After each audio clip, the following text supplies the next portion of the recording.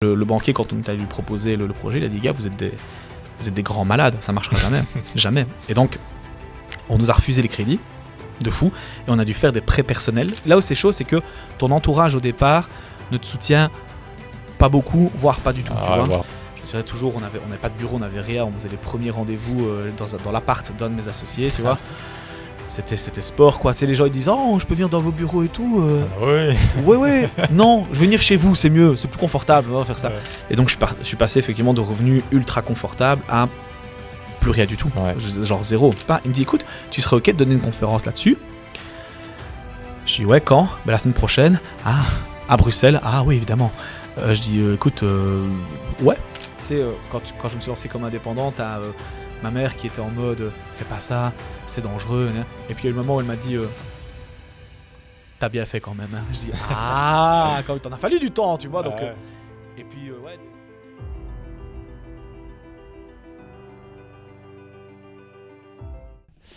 Anthony, bienvenue.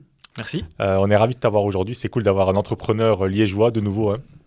Donc pour ceux qui ne te connaissent pas, tu es entrepreneur liégeois, du coup, tu es dans l'immobilier, tu fais ta société qui s'appelle Homelinks, où vous accompagnez des clients dans leurs projets immobiliers, assurance, crédit, etc. On verra parce que tu as plusieurs casquettes, on en parlera, ça c'est cool. Tu avais aussi créé à un moment donné Grill Island, ça on va en parler parce que ça fait un petit peu de bruit même dans la presse. C'était cool. Tu as eu aussi d'autres projets, on va en parler. Et nous, comme tu sais, on te l'a dit, on aime connaître l'histoire derrière l'entrepreneur d'aujourd'hui. Donc, si tu veux bien, parle-nous un peu de ton parcours. Qu'est-ce qui a fait? Comment tu as démarré? Est-ce que tu avais des parents entrepreneurs? Est-ce que tu as fait des études classiques? Ou bref, raconte-nous tout. Alors, c'était en 1950. Non, ça date. Bientôt, tu pourras dire ça. Bien sûr, je pourrais dire ça. Non, écoute, en fait, j'ai commencé, pour t'expliquer le parcours, donc j'ai fait des études secondaires classiques, tu vois, j'ai fait des études générales du côté de Visé, s'il y a des gens qui connaissent, si on parle de Liège. Et après mes études, en fait, j'étais pas très... tu vois, t'as toujours des gens dans tes potes qui sont, tu sais, qui sont forts en maths, qui sont forts en sciences, qui sont forts en ça, en ça, en ça. Et moi, j'étais pas bon dans un domaine en particulier, si les langues, tu vois. Mais je t'expliquais pourquoi après, j'aimais bien ce domaine-là. Mais en gros, j'étais pas ultra doué dans un domaine. Et donc, du coup, après mes études, si tu veux, je me suis dit, ok, je sais pas ce que je vais faire. Et donc, je vais faire un Erasmus. Et donc, j'ai fait, après mes études, 6 mois à Los Angeles, 6 mois à Anvers. Et donc là-bas, c'est un peu, si tu veux, là que j'ai découvert un peu l'entrepreneuriat dans le sens où... à l'américaine, quoi. À l'américaine de fou. Donc j'arrive là-bas, je suis dans un espèce de collège, c'est une école internationale en fait. C'était avec EF à l'époque, pour ceux qui veulent encore partir, ça existe toujours. Et en gros, on était vraiment dans un collège international avec tous des gens du coup qui venaient d'un peu partout. Et... c'est là où j'ai commencé à découvrir l'entrepreneuriat dans le sens où, j'étais jeune, j'aimais encore bien faire la fête, toujours maintenant, je viens de Liège donc c'est normal, je fais la fête. Mais donc on faisait la fête là-bas et en gros un jour on sortait sur Hollywood Boulevard et je vois un énorme bus, tu vois, qui passe, qui se gare devant l'entrée où il y avait toutes les boîtes, quoi. Et je regarde, c'est bizarre, je voyais des lumières à l'intérieur et tout, j'ai dit qu'est-ce que c'est que ça pour un bus? Je rentre et je vais, c'est avec l'anglais approximatif que j'avais à l'époque, quoique, je rentre et je dis au gars... c'est quoi ce truc-là? Et le mec me répond, c'est des bus parties. Je dis, des bus parties, qu'est-ce que c'est que ça? Il me dit, en fait, c'est très simple, c'est un peu comme une limousine, sauf que c'est un bus géant transformé en discothèque mobile, quoi. Et donc, en fait, à l'intérieur, tu avais juste des sièges, si tu veux, autour. Au milieu, tu avais une piste de danse, tu avais un truc avec des lumières et tout, enfin, truc de fou. Et c'est là où j'ai découvert le côté entrepreneurial, parce que je me suis dit, tiens... Nous, on est dans un collège avec des étudiants internationaux, quoi, si je peux dire ça, c'est un collège international. Et donc, je vais proposer ça aux étudiants du collège.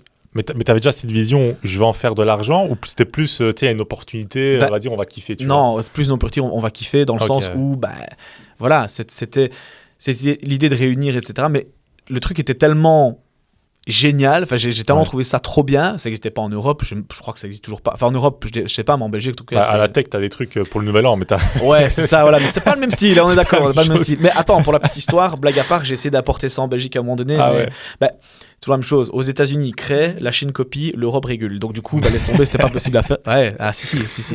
Tu peux noter celle-là. Ouais. Donc, du coup, là-bas, je prends, si tu veux, le côté, je prends la carte du gars et je dis, ok, je vais faire ça. Sauf que, là-bas, pour pouvoir louer ce genre de truc-là ou pour pouvoir générer des revenus ou faire des trucs, j'avais un visa étudiant, moi, tu vois, donc j'espère que ils vont pas me revenir dessus maintenant parce que ça fait longtemps. Prescription, on peut plus.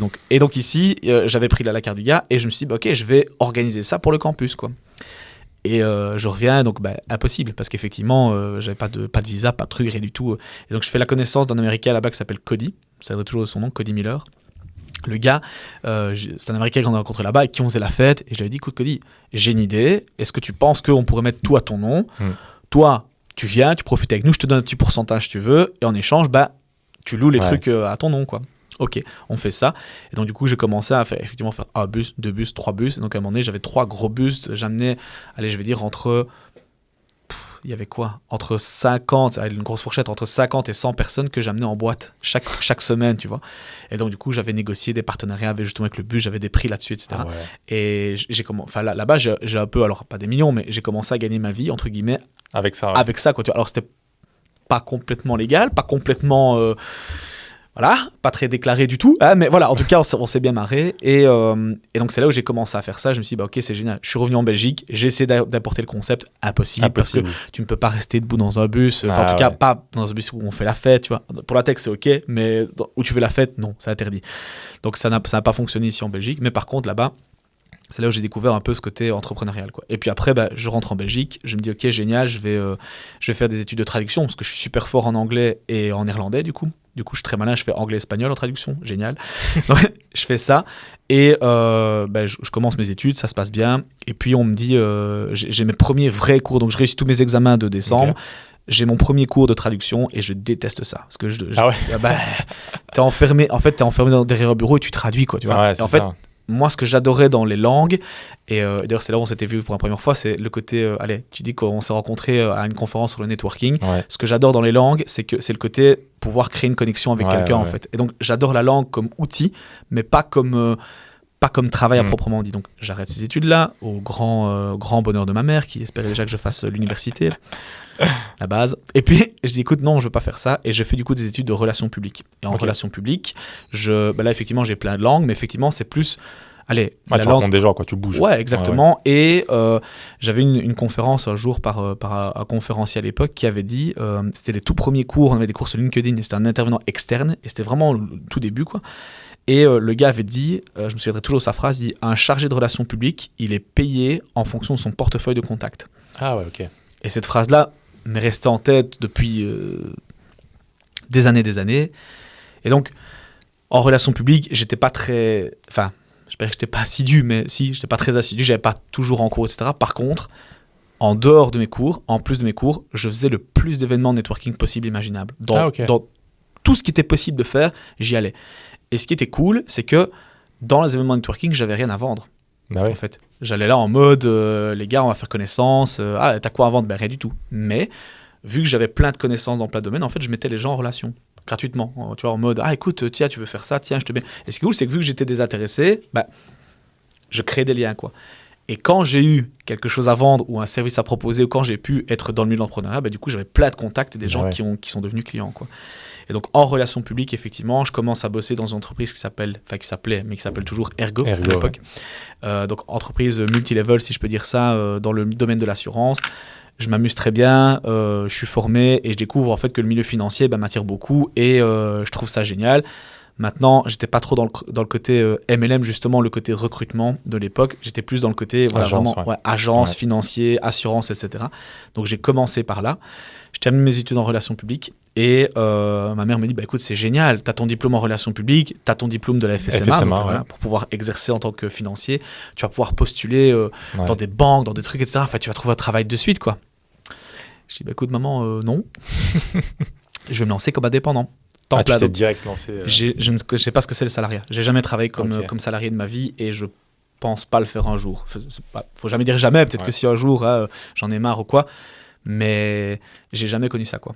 Et donc ma mère était ultra ravie, évidemment, parce qu'elle me dit génial, mais tu sais, indépendant c'est compliqué, il faut faire attention, c'est dangereux, tu peux faire faillite, tu peux. Et j'avais dit écoute maman, j'habite toujours chez toi pour le moment.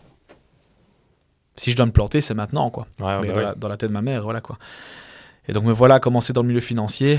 Et là, petite parenthèse, quand tu es chez Ergo, est-ce que ça marche déjà bien pour toi chez Ergo ou c'est une expérience, puis tu arrêtes Ergo et tu te dis je vais me lancer? Non, donc j'ai continué chez Ergo à l'époque, donc c'était en 2000... Attends, j'ai commencé en 2012 et je crois que c'est aux alentours de 2014-2015 où je termine mes études et non, ça fonctionne. oui et non. J'ai des revenus, si c'est ça ta question, mais des revenus ridicules. Franchement, c'est ridicule. Pas assez que pour pouvoir... Si j'avais dû payer un loyer, par exemple, c'était mort, quoi. Mais ce qui était cool, c'est que, justement, vu que j'avais pas beaucoup de frais, j'ai pu me lancer et faire ça. Et franchement, ça, par exemple, c'est une des premières difficultés d'entrepreneur, je trouve, c'est que, tu sais, tous tes potes terminent leurs études, ils travaillent, eux, comme salariés de ça, ils ont des salaires plutôt bon. Plutôt bon, en tout cas, ils ont des salaires corrects, tu vois. Et eux, tu sais, ils commencent peut-être à se lancer, ils ont leur propre appart, ils peuvent faire des sorties, ils peuvent faire des restos, tu vois, c'est ce côté un peu liberté que moi, j'avais pas au début parce que je devais travailler comme un animal de compagnie, parce que ça n'allait pas. Et je travaillais le samedi, le dimanche, etc. Et au début, c'était compliqué parce que, pour la petite anecdote, je faisais mes rendez-vous avec la Ford Ka de ma maman. Tu vois ce que c'est une Ford Ka? Ouais, c'est les toutes vieilles Ford. Et toute petite. Ah non, c'est les toutes... Ah oui, les genre arrondis là. C'est ça, ça les petits œufs sur roue là. Ouais, je faisais mes rendez-vous là-dedans.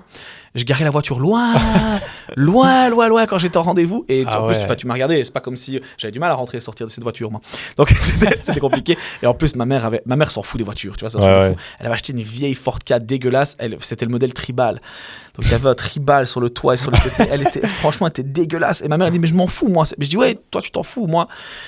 Donc j'ai fait mes premiers rendez-vous comme ça.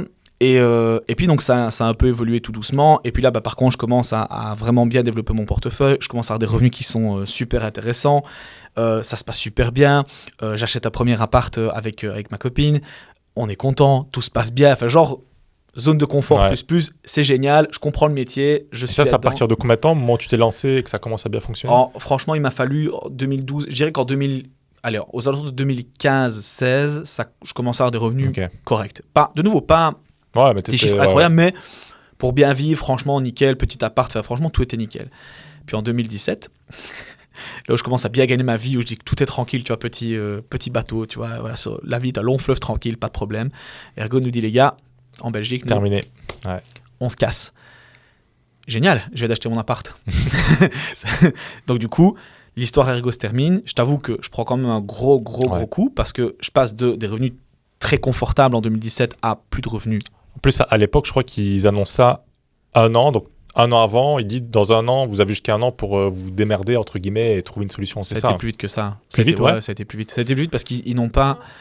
Ils ont annoncé qu'il y avait des problèmes, mais ils n'ont pas annoncé, si tu veux, directement que ça allait... Donc voilà, ça a été relativement vite. Et donc, je suis passé effectivement de revenus ultra confortables à plus rien du tout. Genre zéro. Et là, du coup, effectivement, je vis avec ma compagne, on a des charges de fou, etc.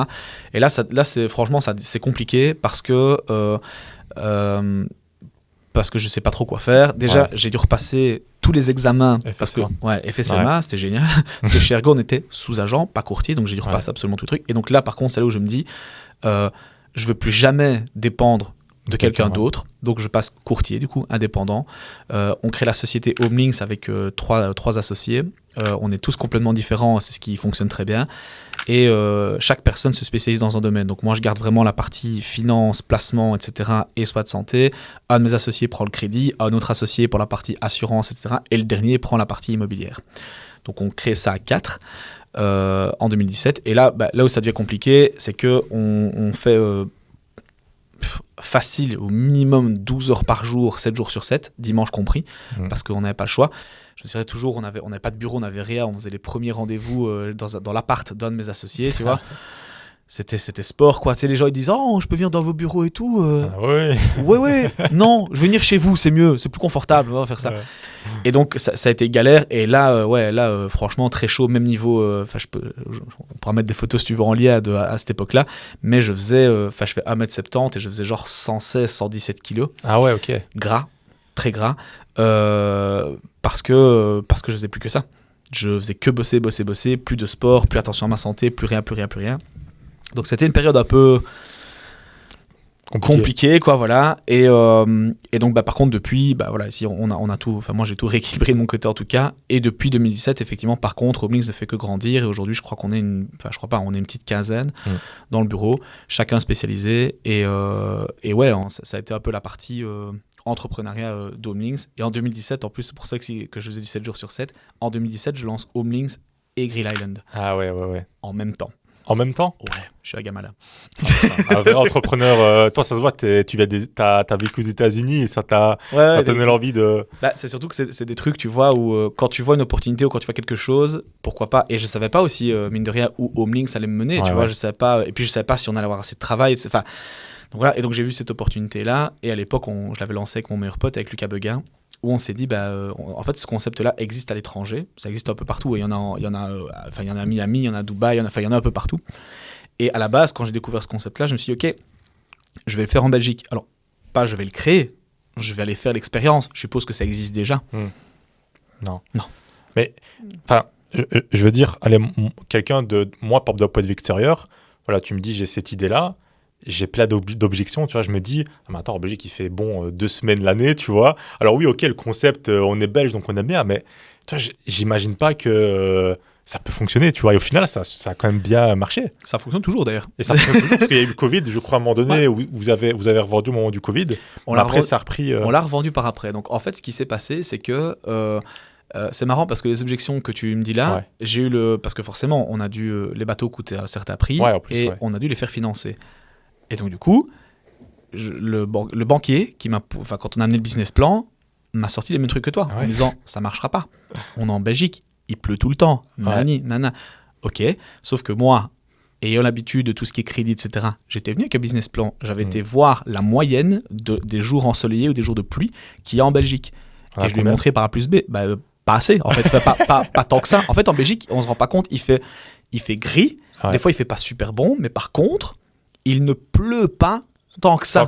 Okay, pas au point auquel tu vois, et pas tout le temps, rarement une journée, tu vois, c'est rare, et rarement aussi comme on dit ici, des grosses draches. Tu vois, c'est genre, des fois, t'as une petite pluie, voilà. Et il faut savoir que sur le bateau, t'avais une espèce de petit parasol au-dessus, donc quand il y avait un petit peu de pluie, ça va quoi, c'était pas un drame. Il y a même des gens qui ont pris ça en mode, on est en Belgique, on s'en fout, il y a des gens qui ont fait les barbecues sous la drache avec un poncho et tout. C'est un truc de fou. Et en fait, on a trouvé des trucs où ça fonctionnait. Par exemple, où on était au départ, c'était du côté de Robertville. Et à Robertville, par exemple, t'as un énorme pont.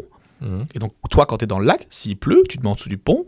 Il pleut plus. Enfin, t'es couvert, tu vois. Et donc, les gens trouvaient ça comme truc. Ils allaient avec le petit moteur en dessous du truc, ils mangent leur barbecue, puis ils repartaient. On se fait dracher dessus, on s'en fout, on est en Belgique. Donc, il n'y avait pas tant de problèmes que ça, mais effectivement, le banquier, quand on est allé lui proposer le projet, il a dit, gars, vous êtes des grands malades, ça ne marchera jamais. Jamais. Et donc, on nous a refusé les crédits, de fou, et on a dû faire des prêts personnels, donc vraiment, où tu te fais buter sur le taux, j'avais un taux de 10%, 9,99 je crois. Ouais, ça part. Donc, je l'ai payé 2 fois mon barbecue, mais c'est pas grave. Et je lui ai dit, tu sais quoi, même avec ça, ça va marcher. C'est sûr. Et donc, j'avais calculé les ratios, les trucs. Tiens, on doit gagner autant sur un client, comme ça. Et en fait, ça a super bien fonctionné. Et même avec le peu, si on peut dire ça, il est clair que cette boîte-là fonctionne moins bien en Belgique que dans le sud de la France ou qu'à Dubaï ou à Miami. Parce qu'en termes de jours ensoleillés, on en a beaucoup moins. Mais c'est vrai que le côté belge, un peu nonchalant, un peu... en fait, c'est vrai que t'as toute cette mentalité qui rattrape le fait que t'as plein de gens qui... Moi, je me souviens à l'époque, j'avais des oncles et tout, tu vois, qui font jamais rien. Et ils se disent, vas-y, je vais faire ça comme activité, quoi, tu vois. Et non, c'est top. Allez, je veux dire qu'au-delà du côté... Donc, ok, la météo, c'est peut-être pas le top, mais par contre, comme tu dis, le concept... Mec, une bonne bouffe au milieu d'un lac... C'est incroyable. Un gros barbecue au milieu d'un lac... C'était sûr que ça allait rassembler les Belges, sûr et certain. Et franchement, ça a super bien fonctionné pendant X années, et on a revendu, je crois, c'est pas pendant le Covid. Donc en fait, pendant le Covid, il y a eu, dans certains endroits, tu avais des autorisations, d'autres pas. Donc à Robertville, on nous a dit clairement, les gars, c'est vrai ? Ouais, c'est interdit. Parce que, alors, ce qui était compliqué, c'est que les activités en plein air commencent à reprendre tout doucement, mais tu devais garder une certaine distance, etc. à un certain nombre de personnes. Mais alors, ce qui se passe, c'est que, oui, c'est en plein air, mais sur le barbecue, t'es serré, quoi. T'es serré, quoi. Donc c'était vraiment, c'est vraiment un bateau en forme de donut avec un barbecue au milieu, quoi. Et donc les gens étaient autour, donc ils étaient quand même proches. Donc ça a posé problème, etc. Et tombe sur un gars, un pote à moi, qui nous dit, les gars, moi, je suis dans l'événementiel, je peux rien faire du tout. Genre, tout est fermé, c'est interdit. Et j'ai l'autorisation pour le faire sur le lac de Neuchâteau, province du Luxembourg, avec moins de personnes. Donc au lieu d'avoir 8 personnes sur le bateau, ils pouvaient en mettre, je sais plus, 4 ou 6. Okay. Et il me dit, je crois que même avec 4 ou 6 personnes, ça peut être rentable. Et, écoute, vas-y, tu sais quoi, viens, nous on te les loue du coup, bêtement, parce que parce que nous, de toute façon, on peut pas exploiter. Et à la rigueur, voilà, tiens, comme ça, tu payes nos crédits. On prend un petit bénéfice parce que voilà, et toi, t'as qu'à les exploiter, quoi. Donc, il exploite ça pendant 1 an, 2 ans, 3 ans, parce qu'à chaque fois, il les reprenait. Ça a très bien fonctionné. Et puis, à un moment donné, ça a généré des revenus, c'était super cool. Ça m'a permis d'avoir effectivement une super bonne image de marque et ce côté un peu entrepreneur, parce que effectivement, on est passé dans les journaux, dans les trucs. On a eu RTL TVI à un moment donné qui sont, ouais, je te jure, trop bien. À un moment donné, on démarre, tu sais, en plus habillé. Et c'est eux qui sont venus vous contacter, c'est pas vous qui avez fait les démarches. Trop marrant, ça. On était en mode, c'est. En plus, on était habillé en mode. On fait des barbecues, quoi. Que moi, j'étais en short avec un polo dégueulasse, tu vois, en mode. Tu sais, je porte des trucs, je mets du charbon dessus. Enfin, y a rien qui va, quoi. Physiquement parlant, d'un point de vue tenue vestimentaire, quoi. Et un jour, on démarre pour aller justement servir nos clients, quoi. Il fait beau, etc. On a un journaliste de RTL TV qui nous téléphone. Ouais, salut Anto, voilà, c'est un tel, j'oublie son nom d'ailleurs, de Jérémy, je crois qu'il s'appelait, de RTL TVI. Ouais, bonjour. Voilà, est-ce qu'on peut venir cet après-midi pour filmer votre truc et vous passerez au journal de 20h? Oui. Ah bah oui, on va pas dire non. Oui. Et en plus, je vois que au truc de... ce jour-là, c'est des potes à nous, des Liégeois d'ailleurs, qui venaient sur le truc. Je dis, oh là là, ça va être scandaleux. Et effectivement, il y a eu plein de trucs. Mais bon, super marrant, c'est super bien passé. Et ouais, ils sont venus le matin, donc du coup, on a dû se préparer et tout. Donc ça a été sport aussi, parce que du coup, on a dû intégrer les clients et faire la partie tournage qui n'était pas prête du tout. En plus, on était full ce jour-là. Enfin, c'était sport. Mais encore une fois, on ne pouvait pas rater l'opportunité. Bah oui. Quoi. Et donc, non, ça s'est super bien passé. Et puis, effectivement, je crois que c'était en 2022 ou 2023, on a revendu la boîte. Ah, c'est récent, en fait. Aux gars qui nous louaient les bateaux, justement, qui exploitent ça du côté du Luxembourg, quoi. On a revendu parce que ça générait des revenus. Oui. C'était marrant, oui, mais à un moment donné, tu as 24 heures dans une journée et moi, par exemple, j'avais absolument plus le temps. Homelinks prend trop d'ampleur que pour pouvoir gérer ça en plus à côté, quoi. Ah, parce que tu faisais ça en parallèle, oui, bien sûr. Ah ouais, je dis, la première année, en plus, on l'a fait nous-mêmes au début pour connaître les process, etc. Donc, du lundi au vendredi, c'est pour ça que je faisais du 7 jours sur 7. Du lundi au vendredi, c'était Homelinks et samedi, dimanche, on était... En plus, c'était à Robertville, c'était à 45 minutes d'ici. Donc, sport, quoi. Et comment vous faisiez votre publicité au début? Bouche-oreille? Alors au début, là où c'était facile, c'est que il y a personne en Belgique. Personne. Ouais, on était les seuls. Donc le boom médiatique que ça a fait, c'était suffisant. Et quand tu faisais une pub, même sur Facebook, en organique, tout seul, t'avais des centaines de milliers de vues parce que les gens repartageaient, etc. Oh, t'as vu, nana, c'est un truc de fou, quoi. Et quand vous êtes passé sur RTL, ça vous a encore plus fait... Ouais, parce que tu l'as senti, ouais. Ouais, parce que, alors, même si ça reste un média traditionnel et que pour certaines entreprises, c'est vrai, ce qui est bien, c'est que c'est pas de la pub, tu vois. Ouais, c'était plus un documentaire qu'ils ont fait et c'est ça. C'est de la pub c'est ça. Sans vendre, quoi. Ouais, c'est ça. Et en plus, voilà, de nouveau, on n'avait rien payé, quoi. C'est pas comme si tu faisais une pub sur RTL où ça te coûte la blinde en média classique. Non, là, c'est vraiment, ils sont venus nous chercher. Et ouais, et ça a fait un boom de dingue parce qu'en plus, c'est ça qui est bien aussi, c'est que forcément, RTL TV au journal, ça touche entre guillemets tout le monde, mais parce que le concept touche tout le monde aussi. C'est ça. C'est vraiment des potes, des familles, des trucs, des entreprises. On a eu plein de team building aussi, tu vois. On a eu Carrefour, on a eu Belfus, enfin, on a eu plein de gens qui sont venus. Voilà.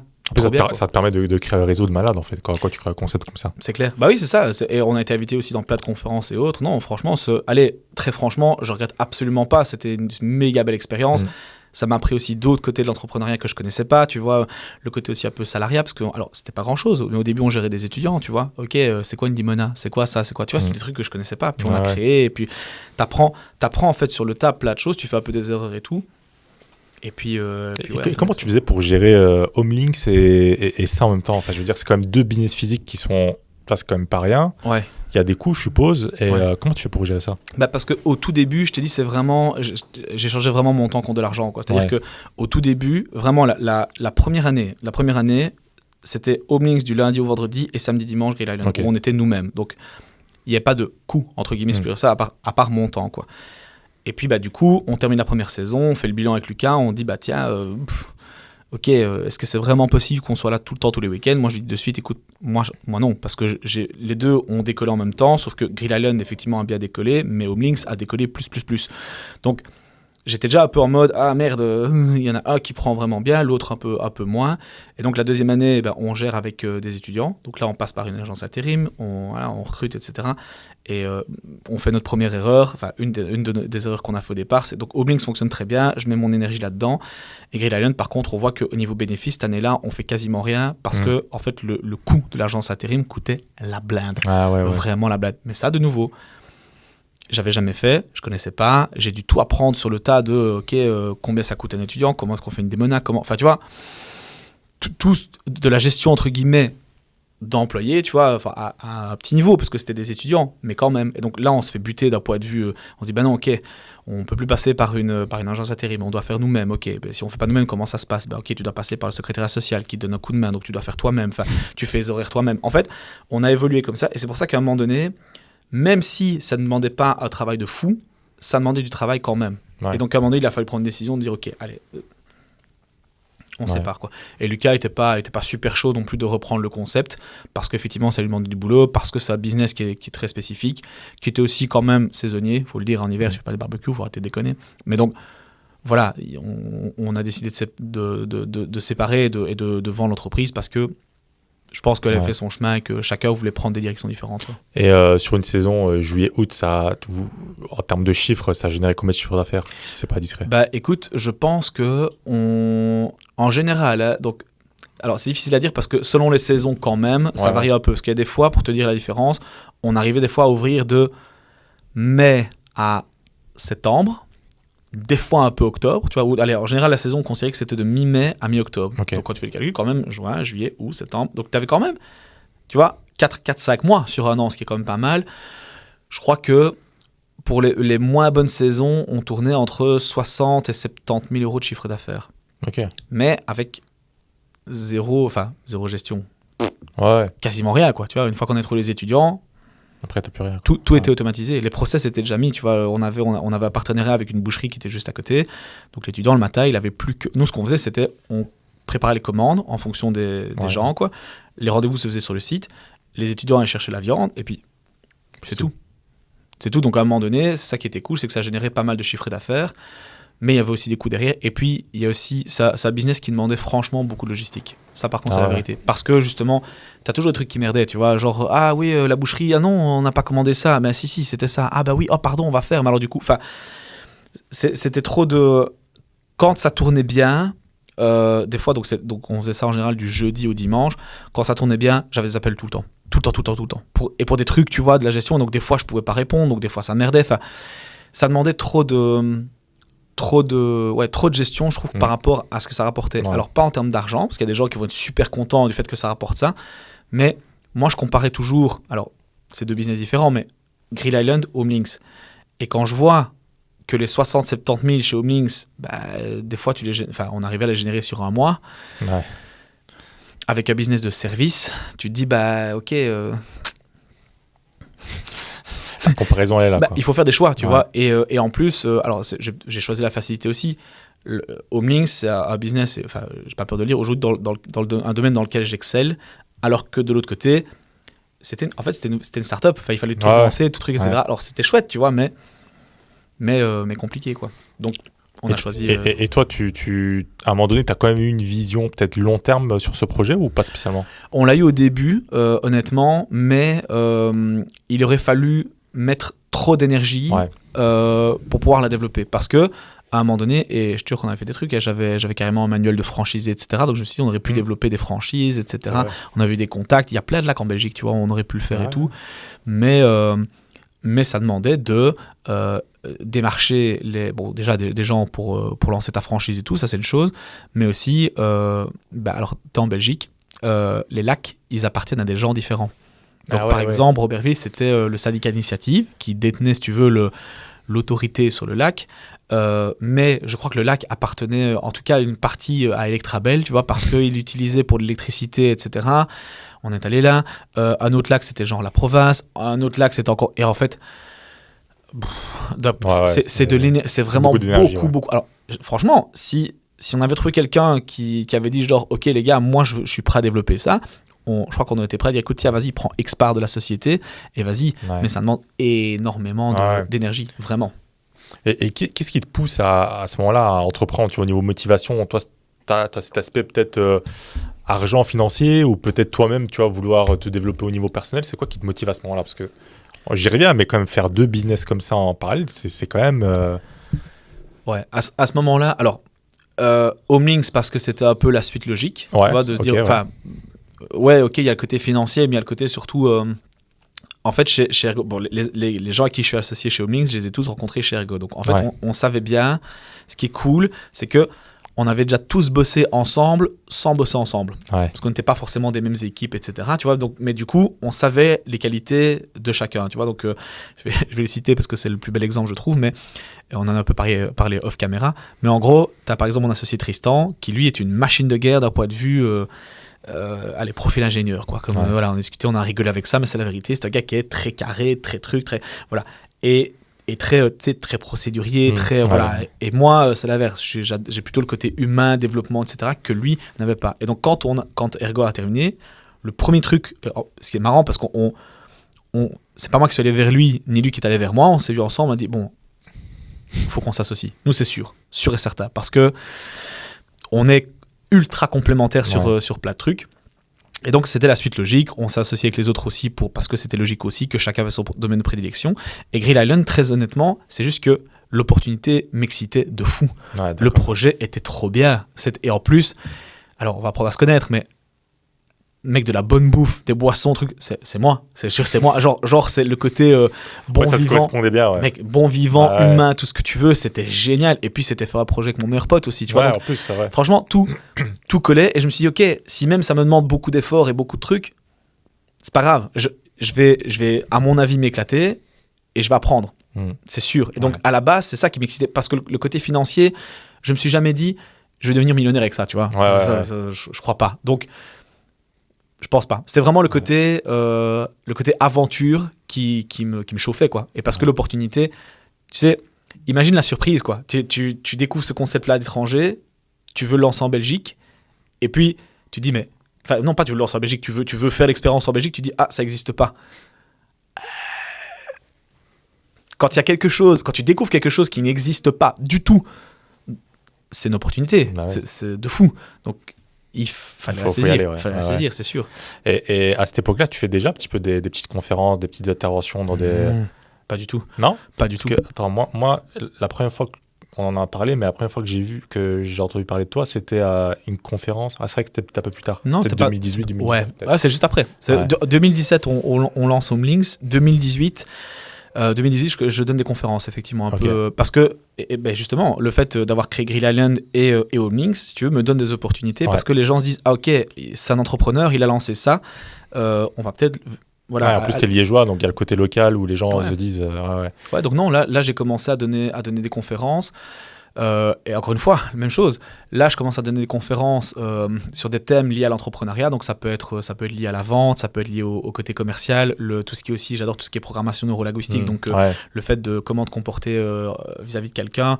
Je donne ça sur le networking aussi, puisque, comme je t'ai dit, quand je me suis lancé, tout est lié de toute façon. Quand je me suis lancé en relations publiques, voilà, le côté networking, je l'ai. Et donc, il y a des règles en fait en networking que les gens ne connaissent pas forcément, le fait de se créer un réseau, comment ça se passe, comment est-ce que tu te comportes avec un gars que tu viens de rencontrer, qu'est-ce que tu peux lui apporter, enfin il y a plein de choses.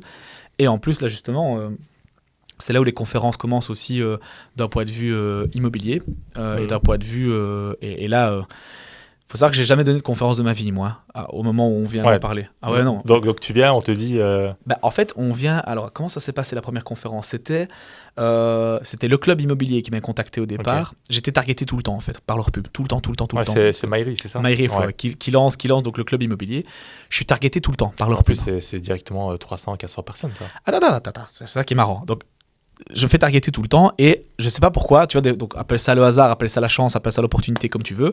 J'envoie un message et je sais pas que c'est Maïri, moi, au départ. Hein, donc j'envoie un message sur la page et je dis, les gars, franchement, super votre concept, super, entre guillemets, le fait de vouloir éduquer les gens là-dessus, c'est génial. Et je dis, au fait, est-ce que vous parlez du crédit bullet ou du crédit par reconstitution dans vos conférences ? Parce que en immobilier, super intéressant de connaître ça. Je reçois un message, salut, c'est Maïri du club. Le quoi ? Mais c'était au début, tu vois, donc lui non plus n'était pas ultra, n'avait pas les connaissances qu'il a maintenant non plus. Il me dit, je dis le crédit par reconstitution. Il dit, écoute, sais pas du tout de quoi tu me parles, donc est-ce qu'on peut s'appeler genre 15 minutes, tu m'expliques, et on voit quoi. Je l'appelle, je dis, écoute Marie, voilà, ça fonctionne comme ça.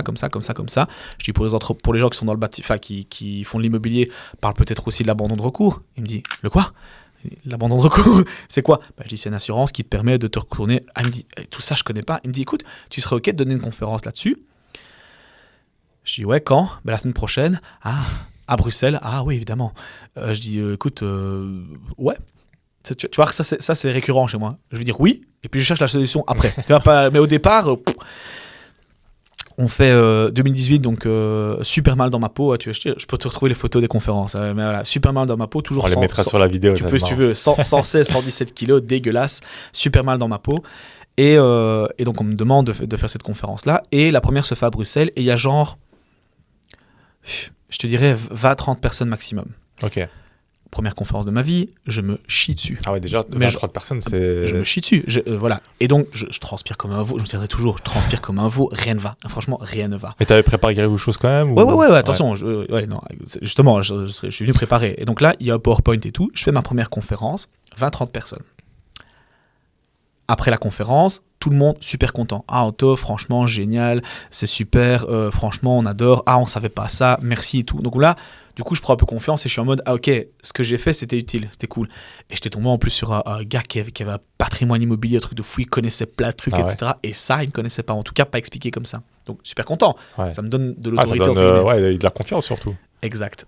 Je fais cette conférence-là, tout se passe bien. Génial. Je rentre chez moi. Maëri me téléphone 2-3 semaines plus tard. Salut Anto, merci pour la conférence, on n'a eu que des bons retours, c'est génial. Est-ce que tu pourrais redonner la même ? Bien sûr, sans problème. J'ai dit, tracasse, maintenant je maîtrise, je l'ai fait une fois, je peux le refaire une deuxième fois.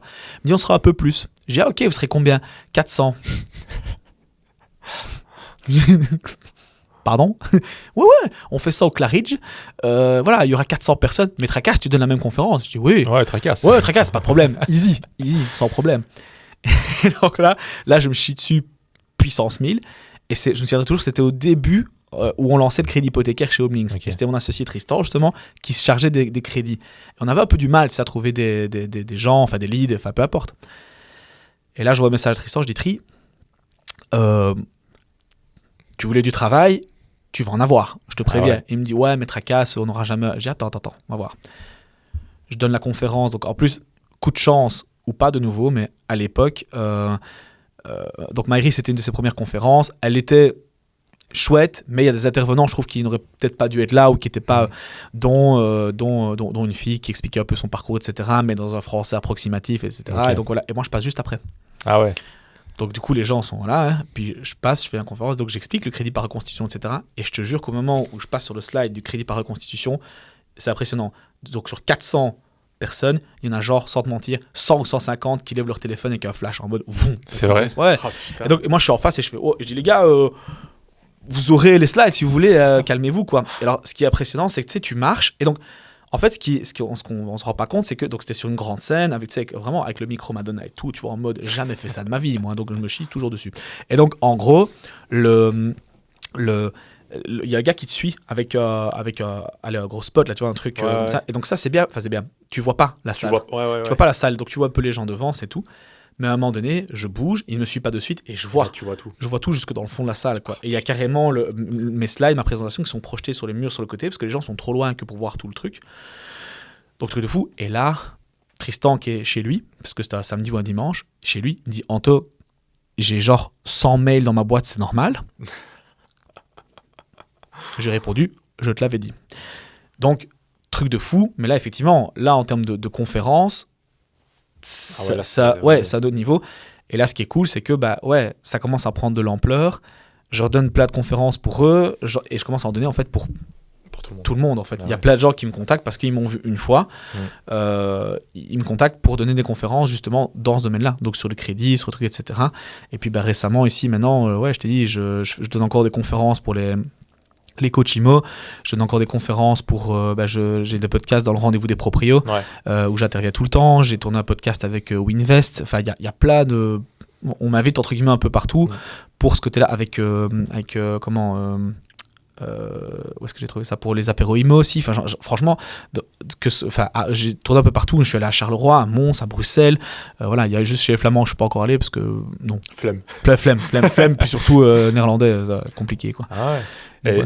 C'est génial. Et aujourd'hui, tu donnes tes conférences, c'est souvent le même sujet ou tu essayes vraiment d'apporter des choses différentes? Tu parles de PNL par exemple, est-ce que tu donnes aussi des conférences sur ces sujets-là? Écoute, ça se fait souvent, c'est souvent dans les écoles que je fais ça. D'accord, ok. Donc, même les écoles, elles t'invitent? Ouais, je suis retourné plusieurs fois en relations publiques, j'ai été invité par HEC aussi à un moment donné, par la haute école aussi, par Elmo, pour notamment être juge dans des projets entrepreneuriaux, etc. Tu vois, il y a...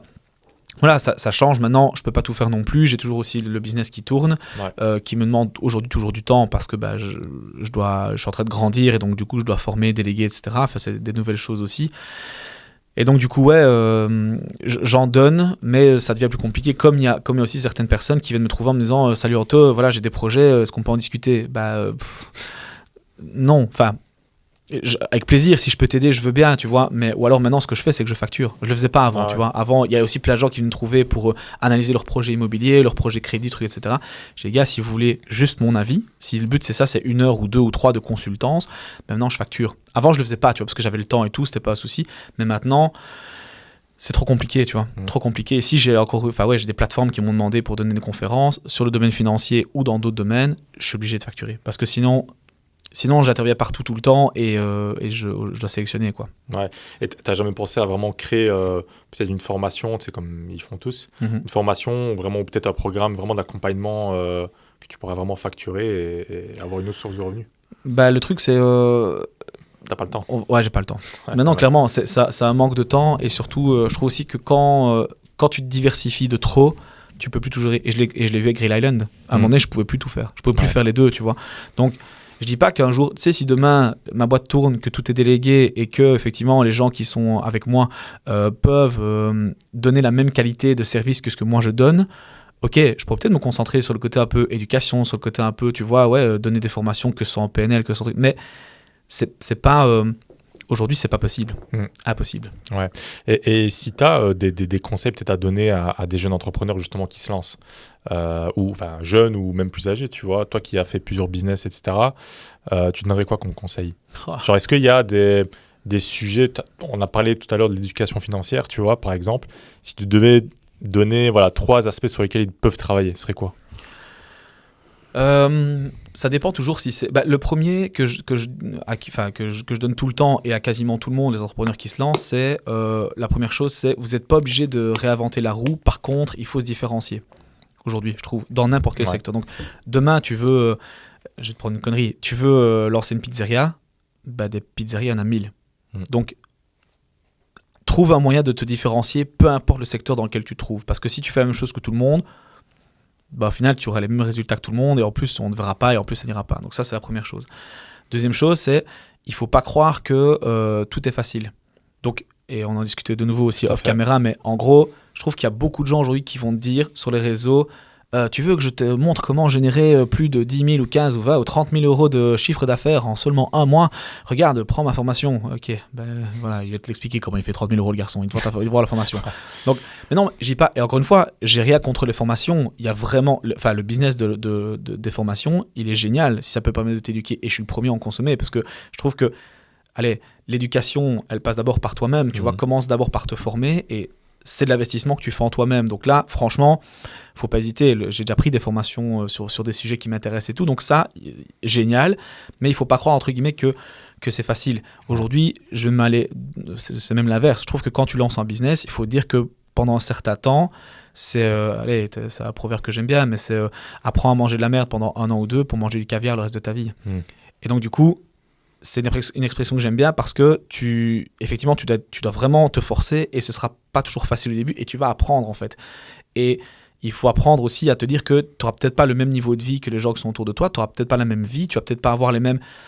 parce que tu n'as pas choisi la facilité. Donc ça, deuxième chose, c'est effectivement, faut pas croire que que tout est facile, loin de là. Quand tu te lances, c'est d'abord un peu difficile et puis après ça devient plus facile ou en tout cas plus confortable. Et du coup après tu peux avoir accès à tout ce qu'on te vend des formations, c'est-à-dire la liberté financière, le fait de pouvoir faire ce que tu veux quand tu veux, des digital nomades, enfin tout ce que tu veux, peu importe, tu peux y avoir accès à un moment donné. Et chacun aussi a sa notion de ce que c'est liberté et de ce que c'est aussi gagner de l'argent. Voilà. Deuxième proverbe que j'adore, comme ça tu sais, être riche c'est pas avoir de l'argent, c'est avoir le temps de le dépenser. Pas mal. Elle est bien, donc ça en fait deux, Magnifique. tu peux les garder celle-là. C'est pour moi, c'est cadeau. Donc voilà, donc ça c'est le deuxième conseil. Et le troisième aussi, alors ici je vais vraiment peut-être m'attarder un peu plus sur la Belgique, on a discuté tout à l'heure, c'est de connaître, de savoir dans quoi tu mets les pieds. Donc on parlait effectivement d'éducation financière, moi ça devient presque un leitmotiv, c'est que ça devient un objectif de vie. Je trouve qu'aujourd'hui, l'éducation financière, elle devrait être donnée à l'école. Et c'est pas le cas.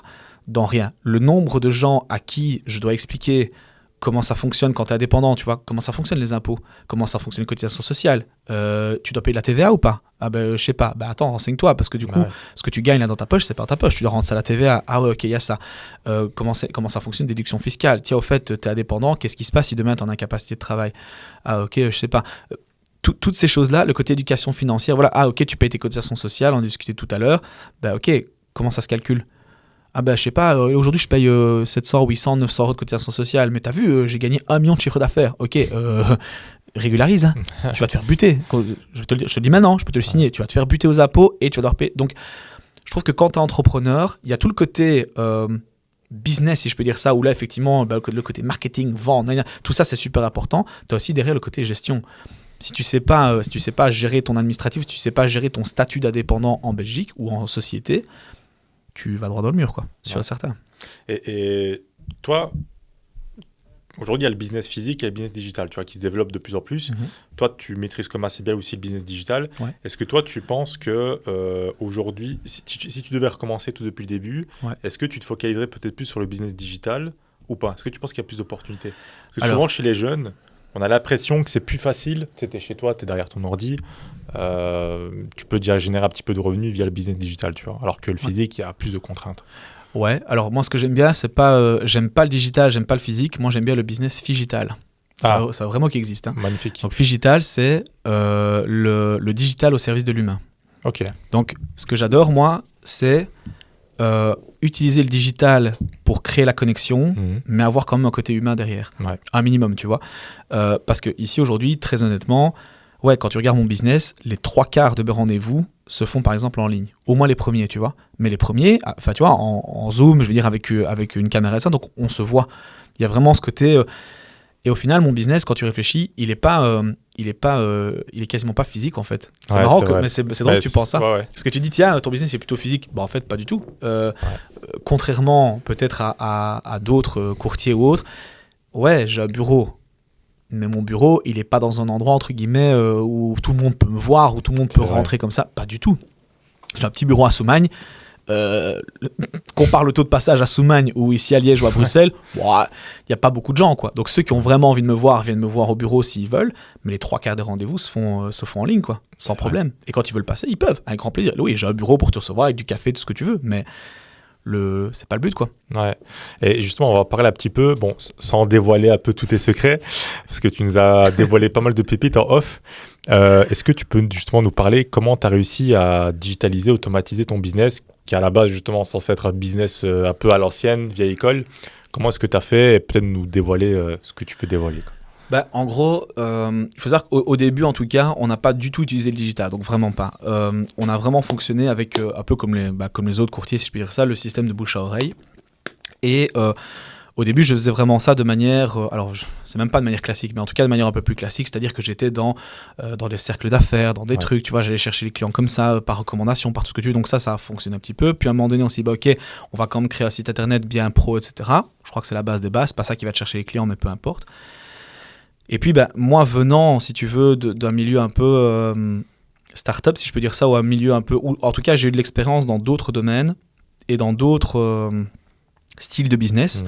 En fait, ce qu'on a fait, tout simplement, c'est qu'on a appliqué les codes, si tu veux, de l'infoprenariat à notre business. Ouais. Donc, en fait, le système d'acquisition, il est plus ou moins pareil que l'infoprenariat, où on te dit...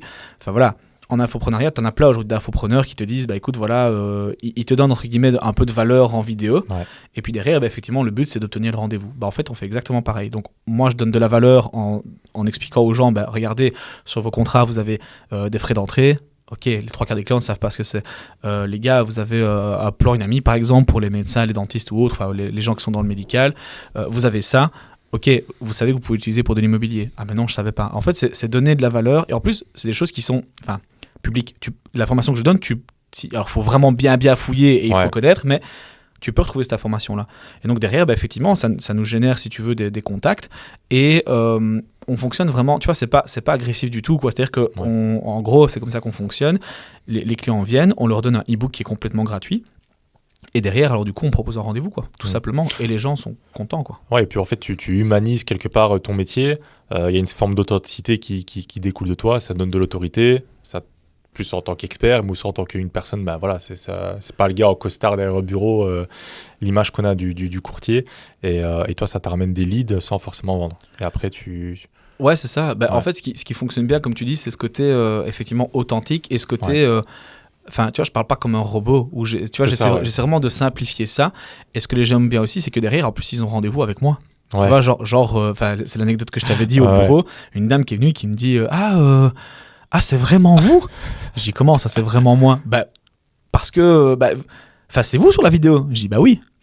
Enfin, je comprends pas votre question. On pensait qu'on allait avoir rendez-vous avec quelqu'un d'autre et que vous, c'était juste sur la publicité. Je dis non. Enfin, c'est mon métier. Et si je vous parle de ça, c'est parce que je suis convaincu de ce que je dis.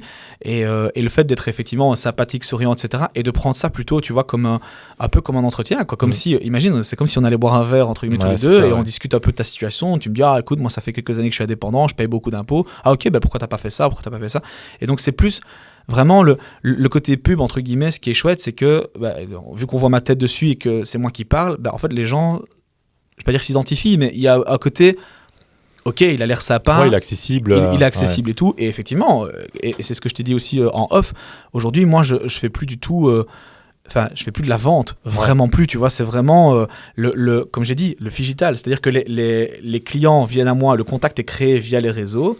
Mais par contre, le côté vraiment discussion et le côté authenticité et conseil envers le client, c'est plus de la vente, c'est vraiment du conseil. Et après, le client fait ce qu'il veut. Tu vois, s'il veut faire autre chose.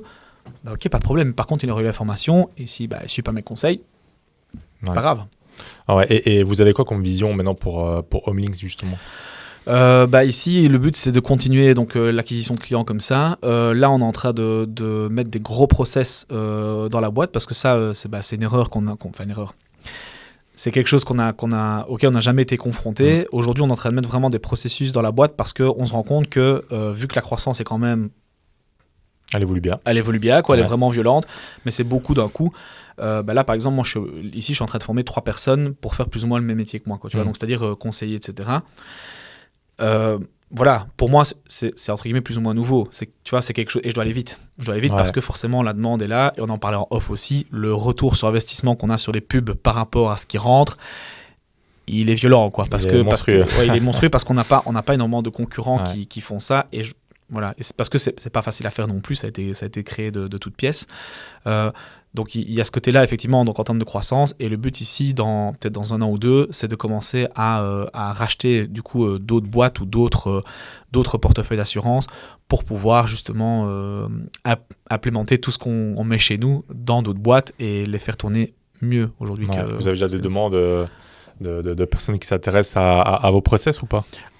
Au process, peut-être pas des grosses agences, mais non, peut-être les process, non, parce qu'on les enfin, je veux dire qu'on les publie pas. On n'a pas de.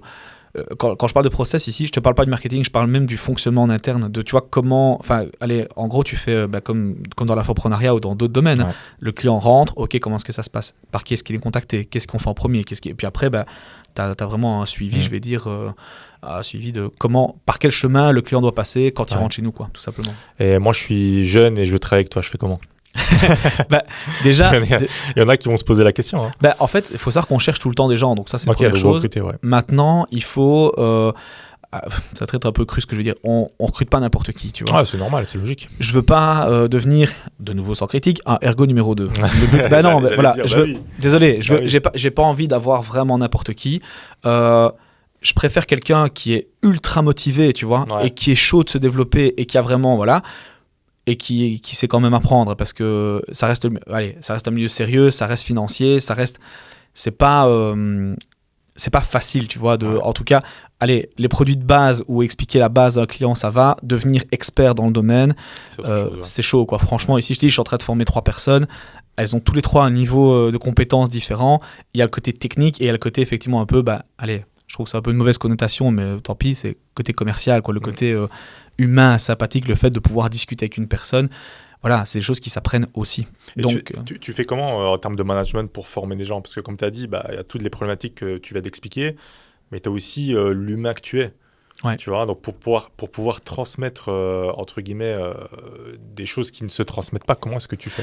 c'est ça. Donc, tu as toujours, dans le côté managérial, je sais pas si tu as déjà entendu ces termes-là, je suppose que oui, mais en gros, tu as ce qu'on appelle les soft skills et les hard skills. Donc, les hard skills, c'est vraiment le côté, allez, technique. Il faut que tu sois, et moi, c'est ce que je dis toujours aux gens, le côté hard skills, il est ultra important dans le sens où, et on a discuté en off aussi, quand tu es très, très, très technique, et en tout cas que tu maîtrises ton sujet de A à Z et que tu montres que tu es l'expert dedans, déjà, la personne qui est en face va se sentir rassurée par le côté voilà, connaissance, etc. Et puis pour les soft skills, le fait de pouvoir t'adapter à la personne, je crois qu'il y a des choses qui peuvent s'apprendre, il y a des choses qui peuvent se développer, d'autres pas. Tu prends un gars qui est ultra introverti, Compliqué. devenir un très bon commercial, chaud quoi. Devenir quelqu'un de bon humainement parlant avec les gens, voilà, c'est compliqué. Et aujourd'hui, dans les 3, parce j'avais lancé à un moment donné des demandes pour les gens qui voulaient justement travailler avec moi, il y a des gens que j'ai eus où je me suis dit ça n'ira jamais, et c'était difficile de dire ça aux gens, de dire ah ouais ça m'intéresse, ouais ok, mais je pense pas que tu as le profil, tu vois. Et aujourd'hui 3 personnes que j'ai, je sais que ce sont 3 personnes qui ça colle, parce que c'est des gens qui n'ont pas peur, qui ont pas peur de discuter avec les gens, qui n'ont pas peur d'aller chercher aussi des opportunités, qui n'ont pas peur de discuter, qui n'ont pas peur de prendre le téléphone, voilà, tout ça ça s'apprend. Maintenant il faut comme un minimum, je trouve, de compétences humaines, quelqu'un de très timide, ça c'est pour moi c'est un red flag. Aussi sûrement dans le domaine du commercial, faut une forme d'empathie aussi quelque part. Attentionnel ou hypocrite, tu vois. Mais je pense que c'est quelque chose qui est important, et c'est vrai que c'est pour ceux pour qui c'est pas inné, enfin ceux pour qui sont, comme tu as dit, des introvertis ou autres, c'est quand même assez compliqué. Ouais, c'est ça, parce que le côté justement, donc l'empathie c'est super important, mais aussi le fait, je trouve que par exemple, aimer discuter avec quelqu'un et en apprendre sur la personne, je trouve que ça, pour moi, c'est la qualité la plus importante chez un commercial, quelqu'un qui veut créer un business. Le fait de pouvoir connecter avec quelqu'un, voilà, c'est génial. Donc, un gars qui est ultra introverti, voilà, ou quelqu'un qui s'en fout des clients ou qui s'en fout des gens, si je peux dire ça, ou qui se dit à ton avis, je m'en fous, ça passe pas, ça passera jamais. Et d'ailleurs, c'est très simple, ça se ressent chez les clients. Ils le ressentent, c'est pas compliqué. Donc mais ça voilà. Par contre, une fois que tu aimes bien les clients et les relations, le reste peut s'apprendre quoi. C'est que des jeunes que tu formes actuellement, ou il y a aussi des... C'est essentiellement des plus jeunes, ouais. Enfin alors attends, qu'est-ce que tu appelles jeune? Non, je dirais moins de 25 ans. Non, ça va encore. Non, c'est parce qu'il y en a écoute, le plus jeune a 23 et les 2 autres 30 elle a quel âge? 32 et 33, donc ça va. Ouais, ça va. C'est surtout qu'il ne faut pas oublier que vu que tu es quand même dans le milieu financier aussi... il faut avoir un petit peu d'expérience. En tout cas, un peu d'assise et un peu, tu vois, de ce côté où tu n'es pas conseillé par un gamin, tu vois.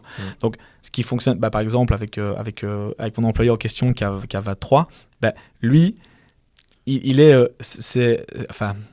il me rappelle moi chez Ergo, tu vois. C'est-à-dire que c'est un chien fou. Le mec, il peut te faire 70 heures semaine, tu vois, il va travailler comme un fou, c'est pas un problème, il va charbonner, etc. Il va se manger des murs, en veux-tu, en voilà, tu vois, il va... Mais il a pas peur, tu vois. Ça, c'est cool. Il a pas peur, il a pas peur de parler aux gens, il a peur de rien. Donc ça, c'est cool. Donc c'est-à-dire que lui, je peux un peu plus le modeler en mode. Et d'ailleurs, ça se voit, son profil passe méga bien avec les jeunes, tu vois. Parce que il a le même âge, mais d'un point de vue compétence, il est au-dessus, puisque je l'ai formé d'un point de vue technique. Donc le gars, quand il est avec des gens qui ont, je veux dire, entre 20 et peut-être même 30 ans, jusqu'à 30 ans, il est plus fort techniquement. Quand il tombe sur des chefs d'entreprise, des gens qui ont plusieurs sociétés, des gens qui ont un certain âge, etc., c'est plus compliqué parce que même lui, et je l'ai vu parce que tu sais, pour le coaching, il se filme, etc. Et je lui dis, écoute, fais attention à ça, à ça, à ça.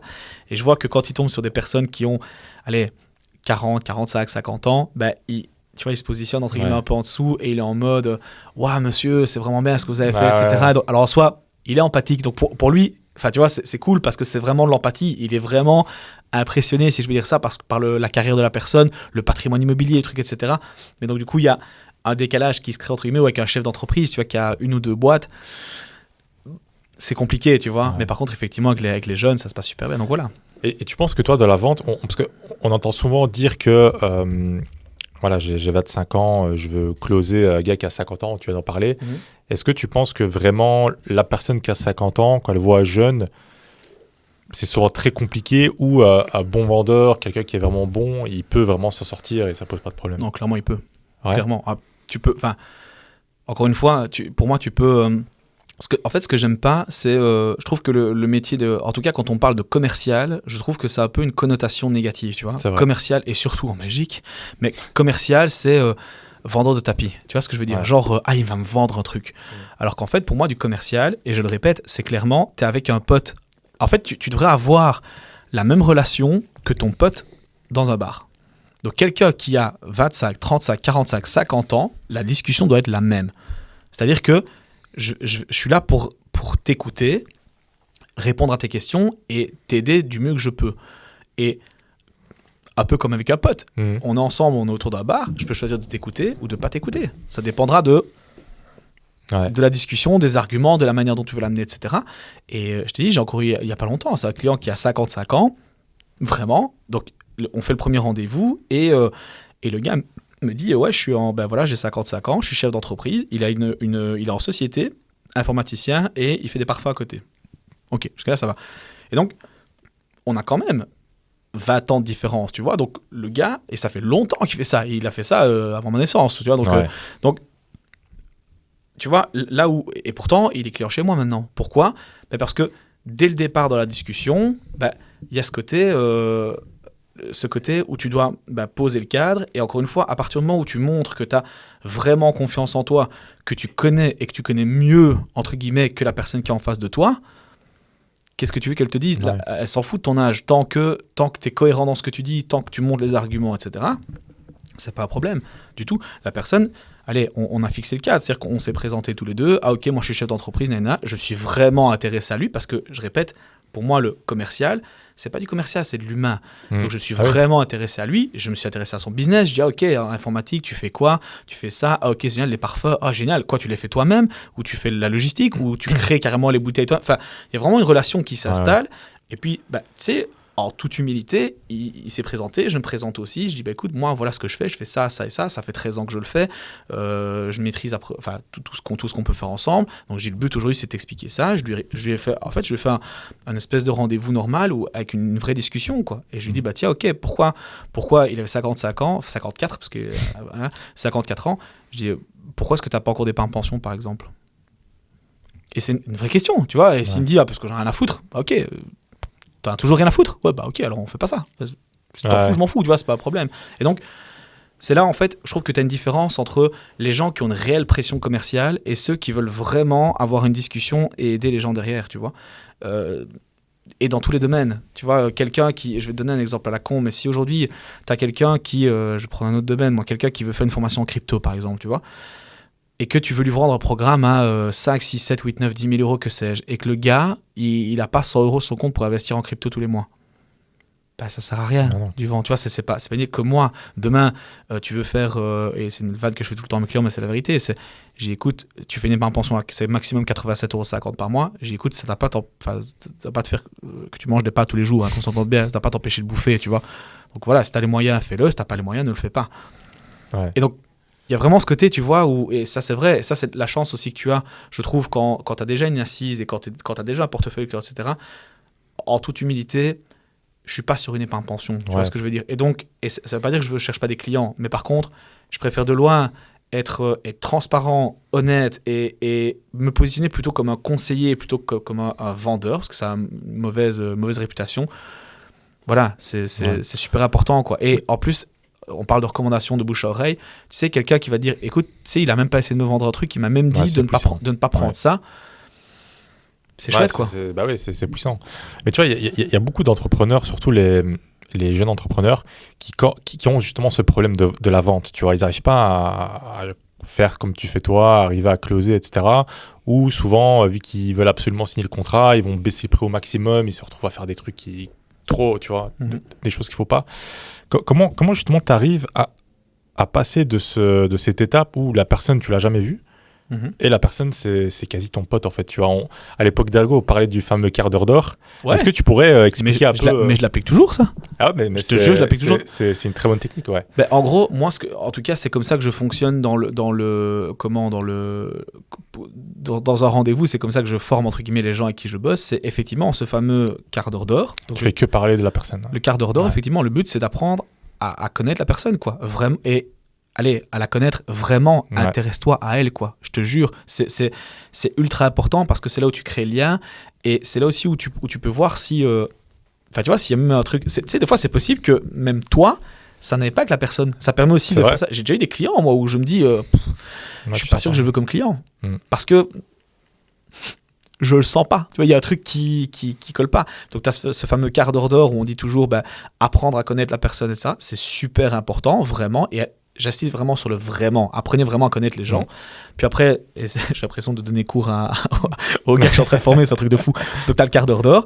Tu as après ce qu'on appelle donc les présentations. Donc, le quart d'heure d'or, c'est plus t'intéresser à la personne, etc. Puis dire, OK, maintenant, qui êtes-vous d'un point de vue pro? Pour comment ça se fait? Poser le cadre. Donc, c'est vraiment mettre le cadre et montrer que tu maîtrises ton sujet de A à Z et guider la personne en disant, voilà comment ça va se passer. Donc, le quart d'heure d'or. Puis après, OK, du coup, qu'est-ce qui a fait que... pour le client, c'est de dire, je vais vous expliquer comment ça va se passer. D'abord, on va faire connaissance, donc vous allez vous présenter, etc. Puis je vais me présenter aussi, comme ça on va apprendre à se connaître, parce que bon, ici, avec le digital, vous savez bien, maintenant c'est compliqué. Donc on va apprendre à se connaître, vous puis moi. Puis après, ce que je propose, c'est qu'on fasse un bilan sur votre situation. Je vais vous expliquer ce à quoi vous avez droit, ce à quoi vous n'avez pas droit, voir un peu les optimisations qu'on peut faire. Et à la fin du rendez-vous, le but, c'est de savoir si vous voulez qu'on travaille ensemble ou pas. Donc le cadre est fixé, il sait très bien comment ça va se passer.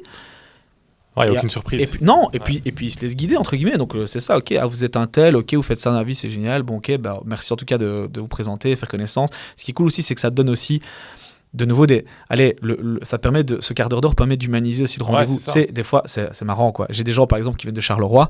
Je dis, trop bien, au moins, on va pas faire une bataille d'accent, quoi.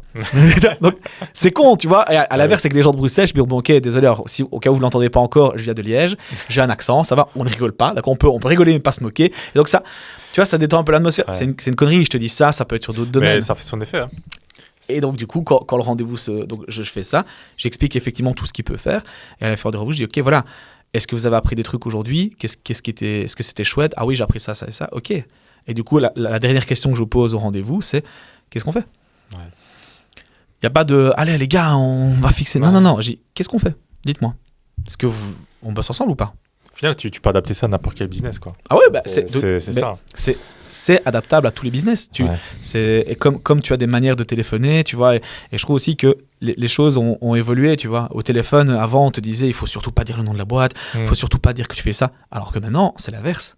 C'est l'inverse. Je dis bonjour, j'ai eu ça. Je me souviens qu'on avait fait de l'acquisition à un moment donné, vous devez savoir comment ça fonctionne, mais on avait récupéré, par exemple, des numéros de téléphone, des adresses mail sur LinkedIn.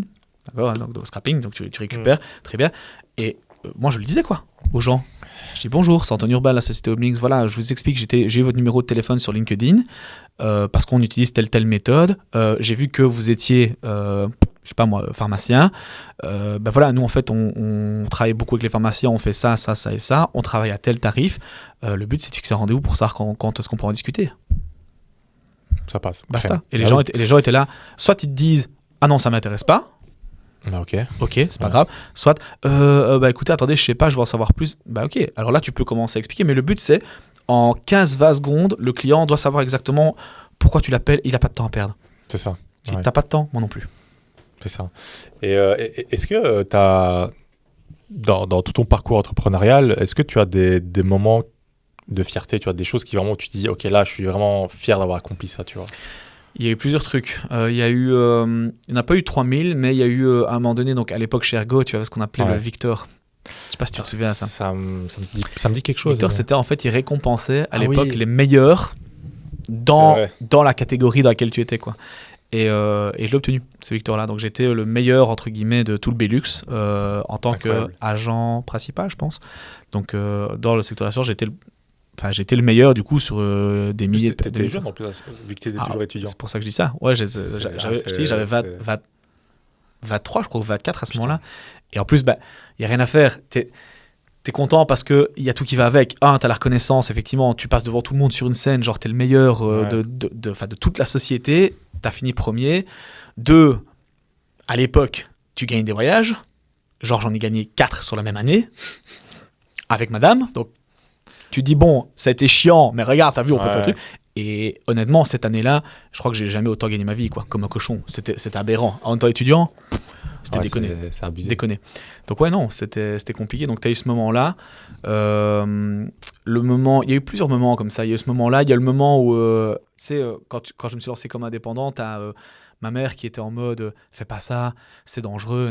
Et puis il y a eu le moment où elle m'a dit t'as bien fait quand même. Hein. Je dis quand même, t'en as fallu du temps, tu vois. Donc il y a ça.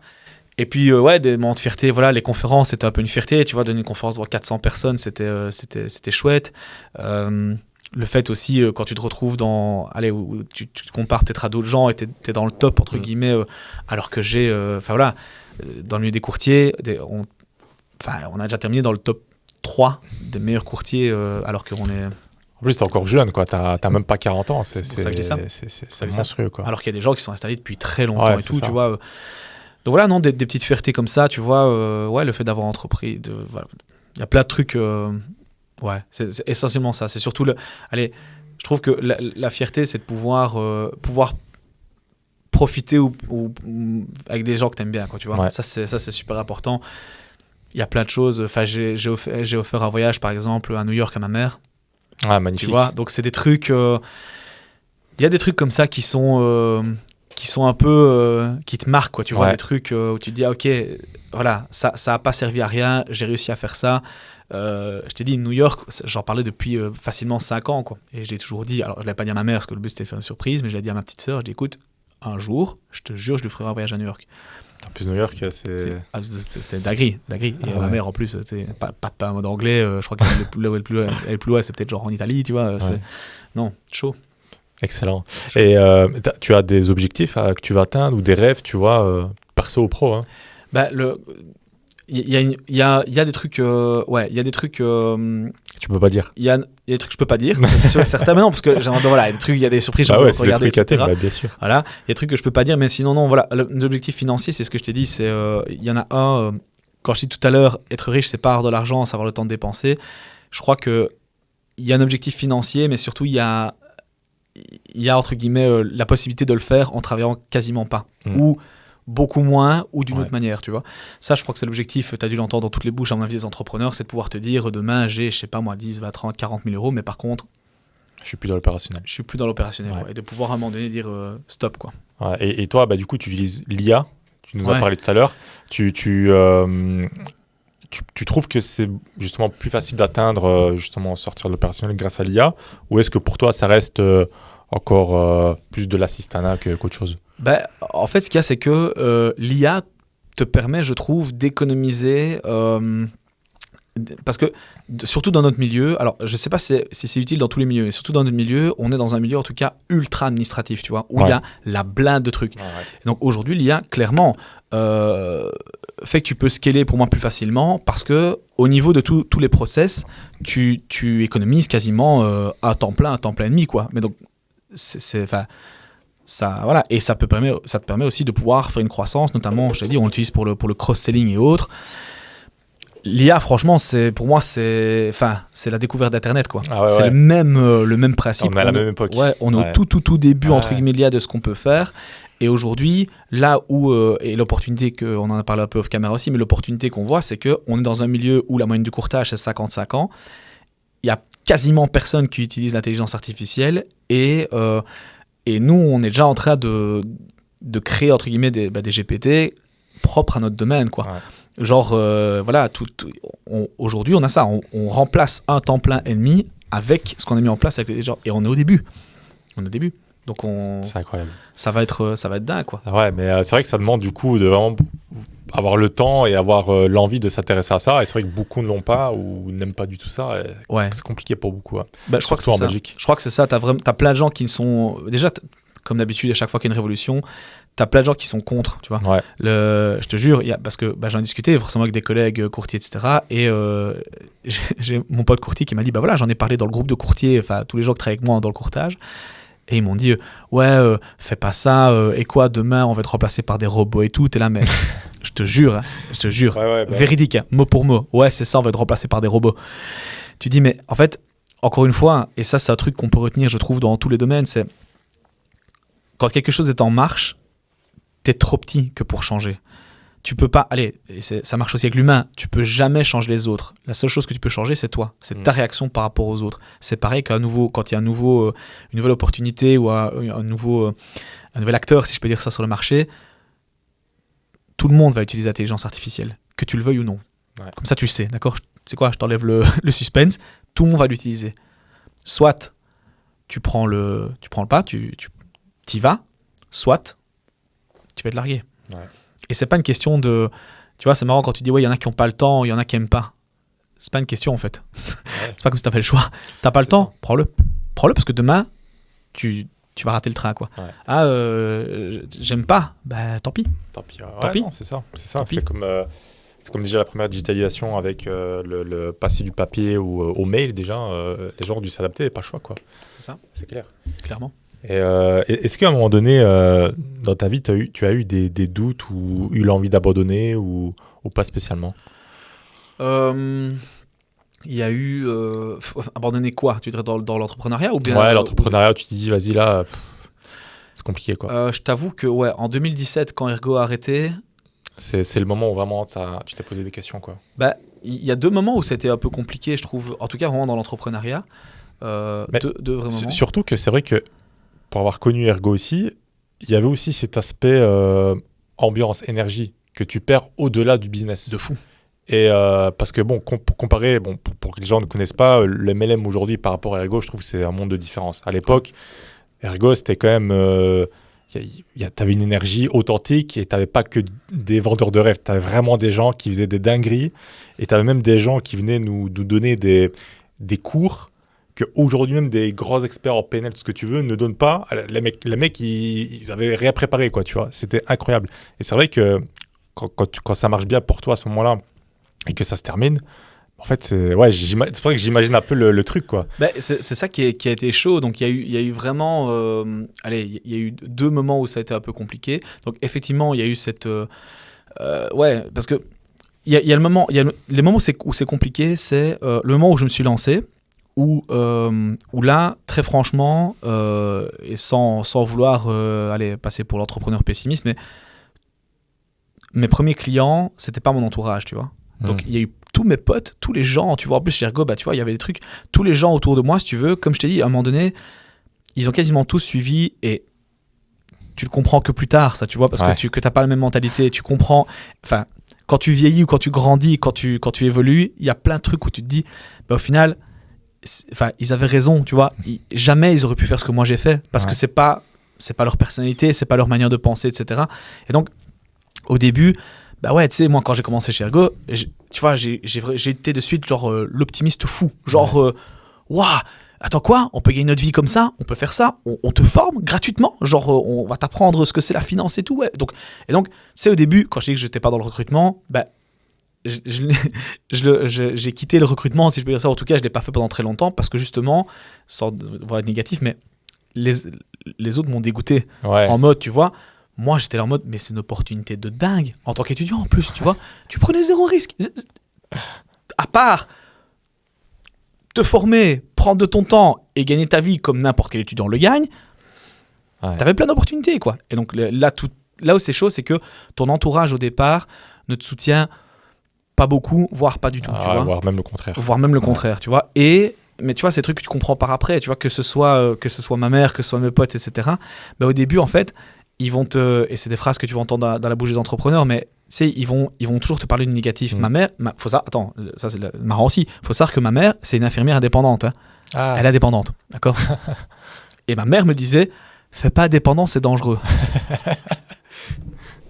Donc c'est là où tu comprends que, en fait, c'est pas méchant, c'est ses peurs à elle qu'elle reflète sur toi. Et elle, en fait, ce qu'elle veut faire, c'est elle veut te protéger, en fait. Ouais. C'est normal, c'est bienveillant, tu vois. Quand elle te dit, fais pas ça, c'est dangereux. Voilà. Et quand tu lui disais, mais maman, toi, t'es dépendante aussi. Ouais, mais moi, c'est pas pareil. Ah, c'est ça ton argument. Ok, bah il est pourri en fait, donc ça marche pas. T'es pas de même chose quoi. J'ai plein de potes qui ne sont pas devenus clients chez moi, tu vois, qui ont été chez des concurrents, etc. au départ. Et tu dis là, ça fait un peu mal parce que du coup, qu'est-ce qu'ils ont comme confiance en toi, tu vois. C'est ça, ouais. Et ce qui est marrant, c'est que après, ils sont revenus chez moi. Ah, ouais. Ils sont revenus. Pourquoi ? Bah parce que, encore une fois, ils avaient raison. C'est leur peur. Ils ont dit, ouais, ok, il se lance là-dedans, mais est-ce que ça va continuer ? Est-ce qu'il est bon ? Est-ce que c'est quand même mon argent que je lui confie ? Tu dis, bah, je comprends, mais tu comprends par après. Mais au départ, c'est très difficile parce que tu dois trouver tes clients toi-même. Et à l'époque, tu n'avais pas toutes ces méthodes d'acquisition, de trucs et ça. Rien du tout. Ergo, à l'époque, c'est bien, c'était téléphoner, t'allais chez les gens, bonjour, est-ce que vous voulez bien me donner 5 personnes que je peux appeler, s'il vous plaît, tu prenais, tu téléphonais, non, ok, j'ai appelé 5 personnes, j'ai personne qui veut, qu'est-ce qu'on fait ? Donc, voilà, c'est dans le dur, ouais. J'ai fait mec, alors, phrase de vieux, j'ai appelé dans le botard, moi.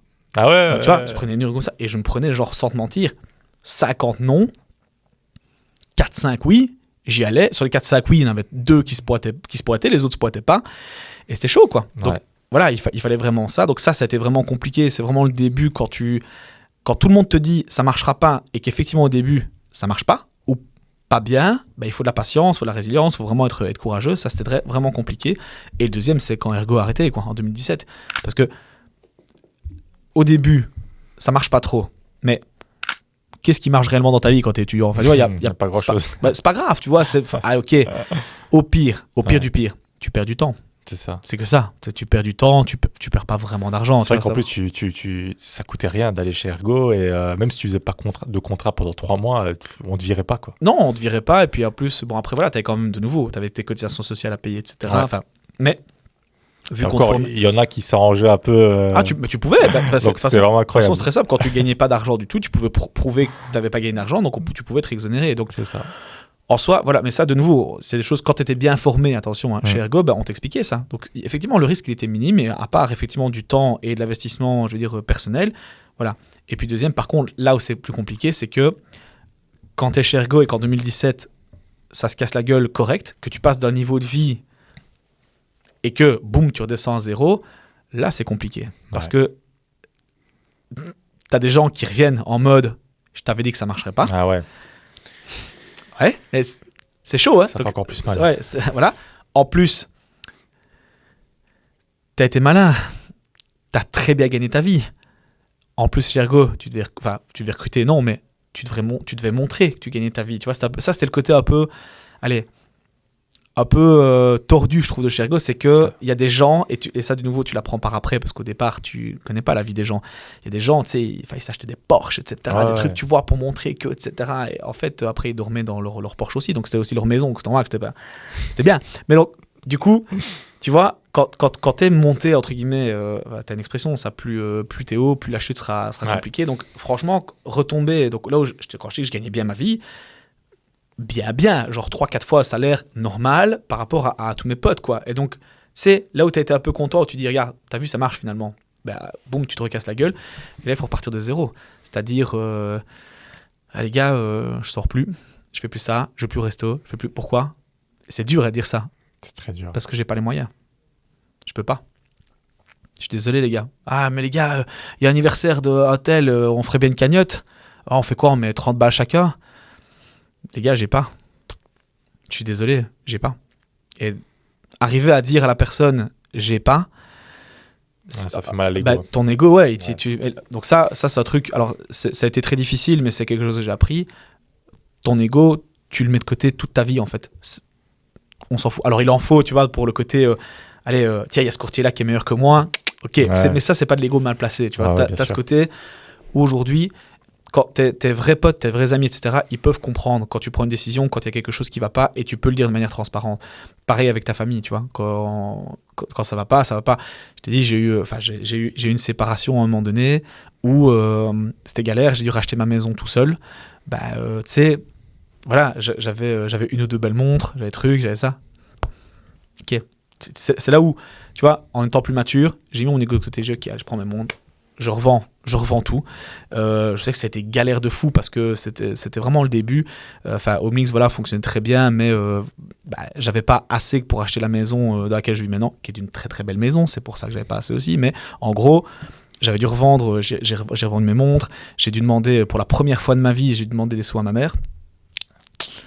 Ça, pour l'ego, c'est chaud dur, pour l'ego. Et surtout, tu vois, alors ma mère, super gentille, et c'était pas des sommes monstrueuses, on s'entend bien, et c'était temporaire parce que je savais que j'allais récupérer des sous d'une manière ou d'une autre. Mais tu vois, c'est à l'ego, ça fait mal. Franchement, c'est super chaud. Et puis finalement, donc tout est remonté. Et voilà, mais pendant cette période-là, de nouveau, c'est déjà la deuxième fois. La première fois, c'était au niveau d'ergo. Là, j'ai rien demandé à personne, mais c'était galère. Je devais vivre vraiment abaisser mon niveau de vie, genre de fou, alors que j'avais un très bon niveau de vie. Et puis là, deuxième fois, où en fait, je vais dire à mes potes, écoutez les gars, pareil, je sors plus de resto. Pourquoi ? Parce que, voilà, je me suis séparé, je dois racheter ma maison tout seul. J'ai emprunté de l'argent. J'avais plus mon ego, voilà, là il était vraiment mis de côté, tu vois. J'ai dit écoutez, j'ai pas les sous parce que ça, je dois des sous à ma mère, la priorité c'est je lui rembourse, même si je dois mettre la blinde et que je fais rien pendant 2, 3, 4 mois, d'abord je la rembourse, après, parce que tu peux pas devoir de l'argent aux gens et vivre comme un roi à côté, c'est pas possible, tu vois, même surtout quand c'est tes parents, tu vois. Encore pire. Donc ouais, non, ça a été vraiment vraiment galère, quoi. Maintenant ça te forge aussi un caractère, c'est aussi je trouve que ça va être bizarre ce que je veux dire, mais chaque mauvaise expérience t'amène quelque chose de bon, quoi. Mais vraiment, toutes, même les plus dures, les plus graves, enfin voilà, si tu veux aller plus loin dans le passé, avant Chergo, etc. Je parle beaucoup de ma mère, mon père, moi, en fait, il est mort d'une overdose. Donc quand il est en 2011, donc j'avais 21 ans, et il est mort d'une overdose. Et donc, alors c'est super triste, c'était vraiment une période pas facile, mais par contre, je trouve que quand tu sors de ça te forge un caractère, entre guillemets. Donc soit, effectivement, tu t'appuies-toi sur ton sort, soit ça te forge un caractère de fou. Et voilà, moi, la leçon que ça m'a appris, ou en tout cas, ce que c'est ressorti de cette expérience-là, c'est qu'aujourd'hui, je relativise tout. Des fois à l'extrême. C'est-à-dire que, tu sais, en vrai, en 2007, je te dis que c'était super difficile quand Ergo a fait faillite, quand Ergo a arrêté ses activités, etc. Mais très vite, je me suis dit, ouais, mais au final... au final, t'as vécu pire. Ouais, ça, je suis toujours là, moi. Ouais. C'est bon, tout va bien. Ma santé, ça va ? Ouais, ok, bon, voilà, qu'est-ce que j'irai un peu moins au resto. Ouais. Est-ce que c'est grave ? Non, on s'en fout, tu vois. Donc, je trouve que voilà, chaque expérience, aussi mauvaise soit-elle, peut t'apporter quelque chose de positif, mais ça dépend comment toi tu le prends, quoi. Ouais. Et je dis, voilà, c'était chaud, quoi. Je dis vraiment, mort d'une overdose, il avait des problèmes donc du coup de drogue, d'alcool, etc. On a vécu des trucs. Voilà, je t'expliquerai, c'est des trucs de fou. On a été en galère financière de fou. Ma mère a dû combiner presque 3 tafs entre guillemets en même temps. On n'avait plus nulle part entre guillemets où se loger. On a dû dormir chez mes grands-parents. Enfin, c'était franchement galère de fou. Et donc voilà, ça fait partie des expériences de ma vie entre guillemets où j'ai galéré. Mais du coup, quand t'as des choses qui t'arrivent, à moins que ce soit vraiment quelque chose de très très très très grave, tu relativises, quoi. Tu dis bon. Au pire, ça va, quoi. Ça. C'est fou parce qu'on peut voir que t'as vraiment démarré de zéro, quoi. Souvent on voit des personnes qui disent qu'elles ont démarré de zéro, qu'elles ont connu la galère et tout. Au final, papa, maman avaient des très bons travails. Tu vois. Et toi, c'est intéressant parce que t'as vraiment, vraiment vécu le fin-fond de... je vais pas dire, je peux pas dire que même si tu vas relativiser, ouais, mais c'est quand même... mais je suis sûr que c'est la vérité. C'est-à-dire que je peux pas dire que je venais vraiment de... J'ai pas vécu la pauvreté, tu vois. Il y a des gens qui ont vécu beaucoup plus pauvres que moi, qu'on s'entende bien, mais par contre, j'ai pas vécu la pauvreté, mais j'ai pas été aidé non plus. Tu vois ce que je veux dire ? Donc, et en plus, il y a un truc aussi qu'on néglige tout le temps. Il y a toujours le côté financier, tu vois, où tu dis, voilà... les parents ont des bons boulots, etc. Tu as aussi tout le côté, je vais pas dire mindset, mais tu vois, avec quand tu as vécu, entre guillemets, tout ça, et que tu n'as pas d'exemple, ou tu n'as pas, entre guillemets, moi je suis le premier entrepreneur, si je peux dire ça, de ma famille. Tu vois. Alors, je dis pas dépendant, parce que ma maman l'est, mais ma mère, entre guillemets, en tant qu'infirmière, c'est différent. Ouais, c'est pas la même chose, Elle soigne les gens, tu vois. Elle n'a Ouais. pas ce côté, jamais elle peut développer une entreprise, tu vois, Ouais. là-dessus. Et jamais, voilà, aujourd'hui, c'est moi qui peux lui expliquer comment fonctionne son statut, tu vois ce que je veux dire. Donc ma mère, tu vois, elle fait ses soins, elle a son comptable, elle Déterminé. s'occupe de rien, tu Ouais. vois. Mais quand t'as pas d'exemple et quand t'as pas, en fait, tu dois t'inspirer d'autres gens, d'autres personnes, d'autres manières de faire, etc. Et donc moi, c'est comme ça que je me suis construit, entre guillemets. C'est alors pas via ma mère, entre guillemets, parce qu'elle, effectivement, était juste indépendante, mais tout l'entourage, voilà, Ergo a bien aidé, Ergo, ouais. bien sûr, parce que là, tu t'es T'as entouré une famille entrepreneuriale. Ouais, t'es une famille clairement. entrepreneuriale et il y a des gens qui sont plus inspirants que d'autres. Il y a des gens qui ont fait des conneries aussi. Et tu t'inspires de leurs conneries. Tu dis, attends, ça, Ouais. moi, je veux pas que ça m'arrive, tu vois. Et donc, chez Ergo ou même en dehors, puisque je te dis, j'étais vraiment dans le milieu de start-up, etc., j'ai vu les erreurs que les gens ont fait. Et en fait, petit à petit, je me suis créé un réseau. Et c'est pour ça que je donnais des conférences en networking. D'ailleurs, je trouve que le réseau est méga important parce que tu peux t'en inspirer pour le bon comme pour le mauvais. Dire, tiens, lui, il a fait telle et telle erreur, moi, je veux pas faire ça, quoi. Ouais. Absolument pas. Tiens, le gars, il s'est acheté une Porsche alors que c'est pas payé ses cotisations sociales. Ça, je fais pas. Tu vois, donc Ouais. ça te permet aussi en ayant tous les autres, en ayant des gens qui sont autour de toi, de voir aussi la personne et l'entrepreneur que tu veux devenir. Et là, pour le coup, le fait d'avoir personne, entre guillemets, dans ta famille qui peut t'inspirer, en tout cas, à faire ce que toi tu veux faire, tu vas le chercher ailleurs, quoi. Ouais. Et ouais, l'entourage, méga important. Donc voilà, je vais pas dire que j'ai connu la galère, entre guillemets, mais il y a deux aspects, effectivement, que je trouve qui peuvent t'aider dans l'entrepreneuriat.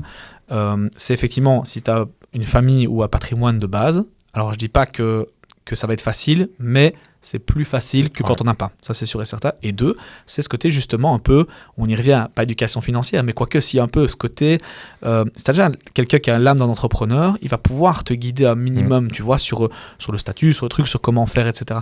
Moi, j'avais aucun des deux. Donc j'ai dû... là où on peut dire que je suis parti de zéro, c'est à ce niveau-là. Ouais, ok.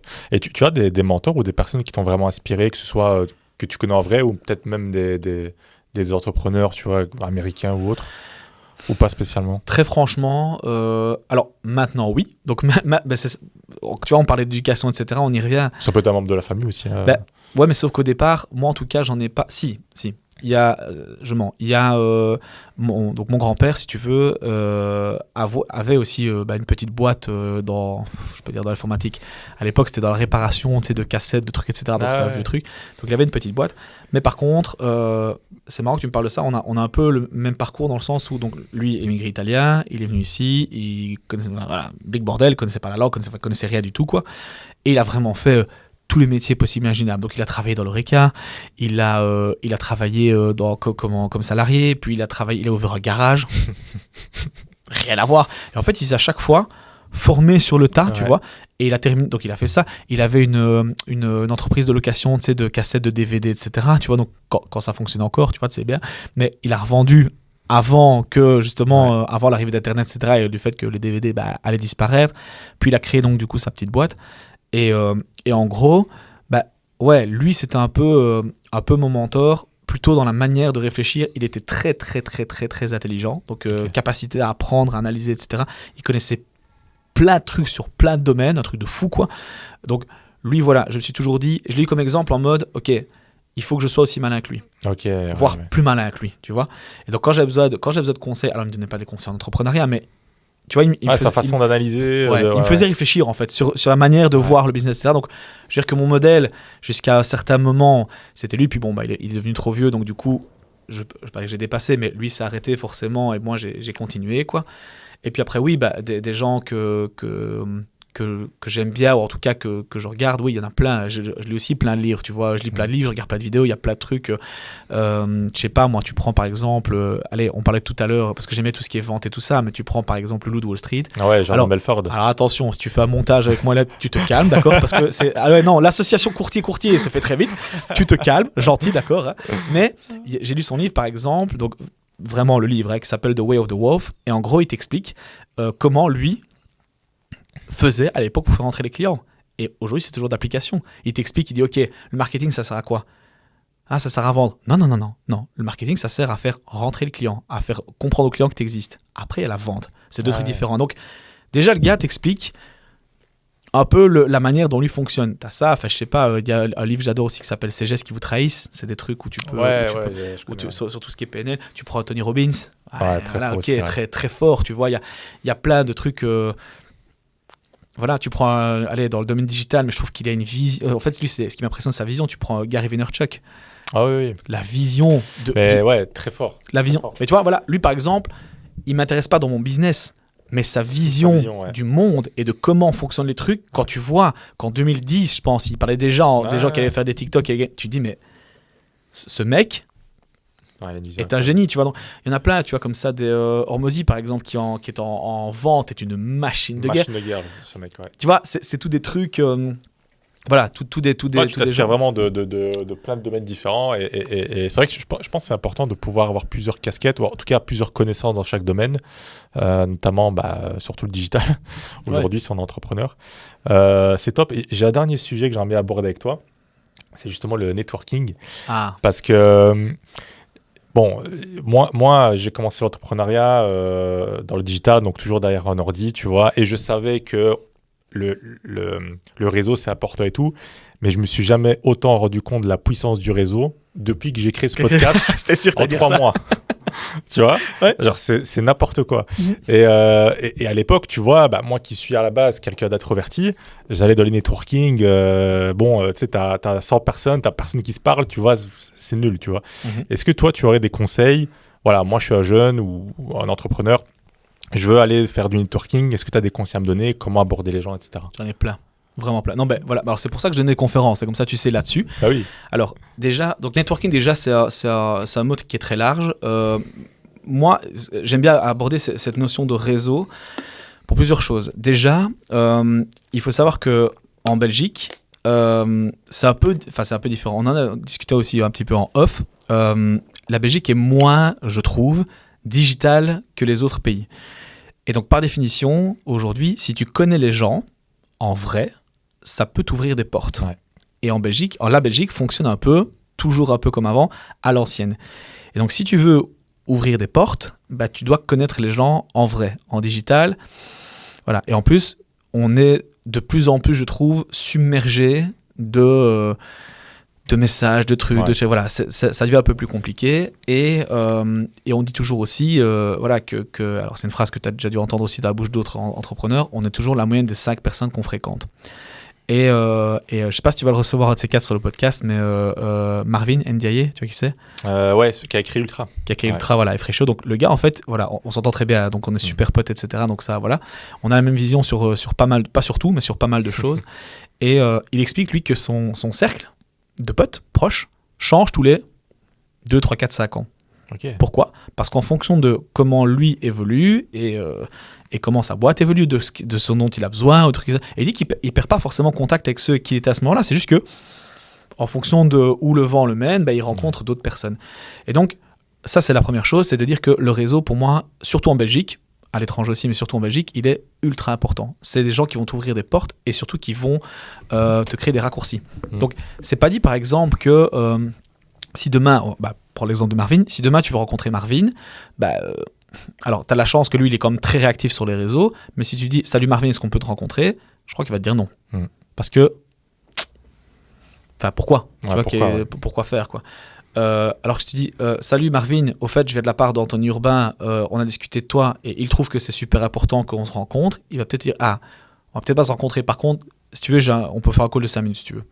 Donc le networking pour moi il a cette force de pouvoir avoir des raccourcis envers les gens. Et donc dans le networking aujourd'hui à l'heure actuelle, effectivement les réseaux sociaux ont pris une certaine place. L'humain, pour moi, reste quand même toujours au centre, pour tout. Et donc, dans les conseils que je peux te donner, il y en a plein. Donc, si tu vas dans des événements networking à proprement dit, le premier, c'est... Allez, c'est une vanne que je faisais en conférence, mais dans networking, c'est pas du net sitting, c'est pas du net drinking, c'est pas du net eating, je peux t'en faire plein comme ça, c'est du net working. Ouais. Ok, c'est-à-dire que c'est un travail. Ok. Si je te dis demain d'aller voir un prospect, un client, peu importe, qu'est-ce que tu fais? Tu te renseignes. Tu dis, ok, ce client-là, ok, il fait ça, il fait tel chiffre, ok, donc si je fais telle offre, donc tu te renseignes là-dessus. Quand tu vas à un événement networking, Si tu y vas en mode les mains dans les poches et ça sert à rien, reste chez toi. Vraiment. Et je le pense vraiment. Si tu y vas juste pour te dire j'ai été à un événement networking, reste chez toi. Ça vaut pas la peine. Par contre, si tu vas à un événement networking, tu sais voir, et surtout maintenant, tu sais voir en général qui va y aller. Tu sais à l'avance. Soit tu peux demander la liste du club d'affaires ou peu importe l'événement où tu vas, ou tout simplement dire ok, tu vas sur l'événement Facebook, tu vois ok, il y a tel et tel. Ok, est-ce qu'il y a des gens qui m'intéressent? Si la réponse est non, même réponse, n'y va pas. Si tu veux rencontrer personne, n'y va pas. Par contre, s'il y a des gens qui t'intéressent, ok, lui m'intéresse, lui aussi, ok, eux je vais les rencontrer. Et donc du coup, ça te permet de te renseigner sur les personnes qui sont là, et du coup, vu que tu te renseignes sur les personnes que tu vas absolument rencontrer, tu vas peut-être rencontrer d'autres, hein, c'est pas un problème, mais si tu veux rencontrer ces personnes-là, ok, renseigne-toi un minimum sur elles. Ouais. Si demain tu veux rencontrer Marvin, ok, renseigne-toi un peu sur ce qu'il fait.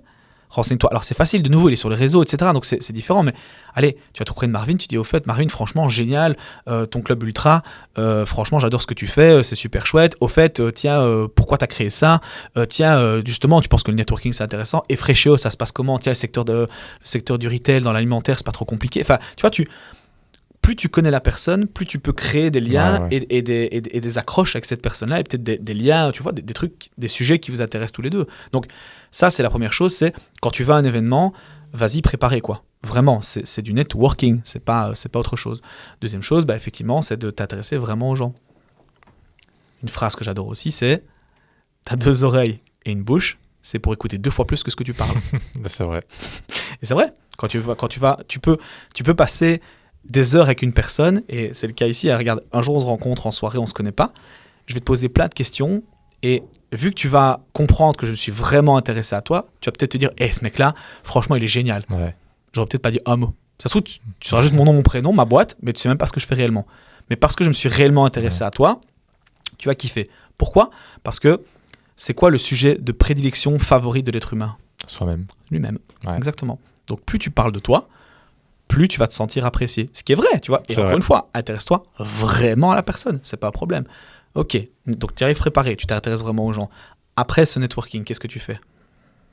Comme pour un client. Tu as contact. Tu fais un suivi. Exactement. Tu connais la règle des 3 jours en amour? Non. Non. On dit toujours que si tu veux draguer une meuf, tu la rencontres une première fois, tu dois attendre au minimum 3 jours pour la recontacter, pour te faire désirer. En networking, pas. Le networking, c'est l'inverse. Ça, tu sais. Ouais, c'est le contraire. C'est-à-dire que le lendemain, ou le surlendemain, le plus vite possible, salut à tel, on s'est rencontrés hier au networking, on a discuté de ça, ça et ça. Franchement, c'était super intéressant parce que c'est très chaud dans sa tête. Ça montre aussi que tu t'es intéressé, que tu as retenu de quoi vous avez parlé. On a discuté de ça, ça et ça. Au fait, tu te souviens qu'on a discuté de ça. J'aimerais vraiment qu'on en discute 15-20 minutes autour d'un café. Quand est-ce que tu es dispo? Ouais. Donc, en fait, c'est un vrai travail, en fait. C'est un vrai travail. En tout cas, ce sont des vraies compétences et que, encore une fois, les gens qui pensent que c'est juste on se crée un réseau comme ça, voilà. Et un truc aussi qui fonctionne quand même. Alors, ça, c'est plus pour les personnes qui sont à un autre niveau que toi, dans leur société ou autre, ou dans leur manière de faire, c'est essayer d'apporter de la valeur.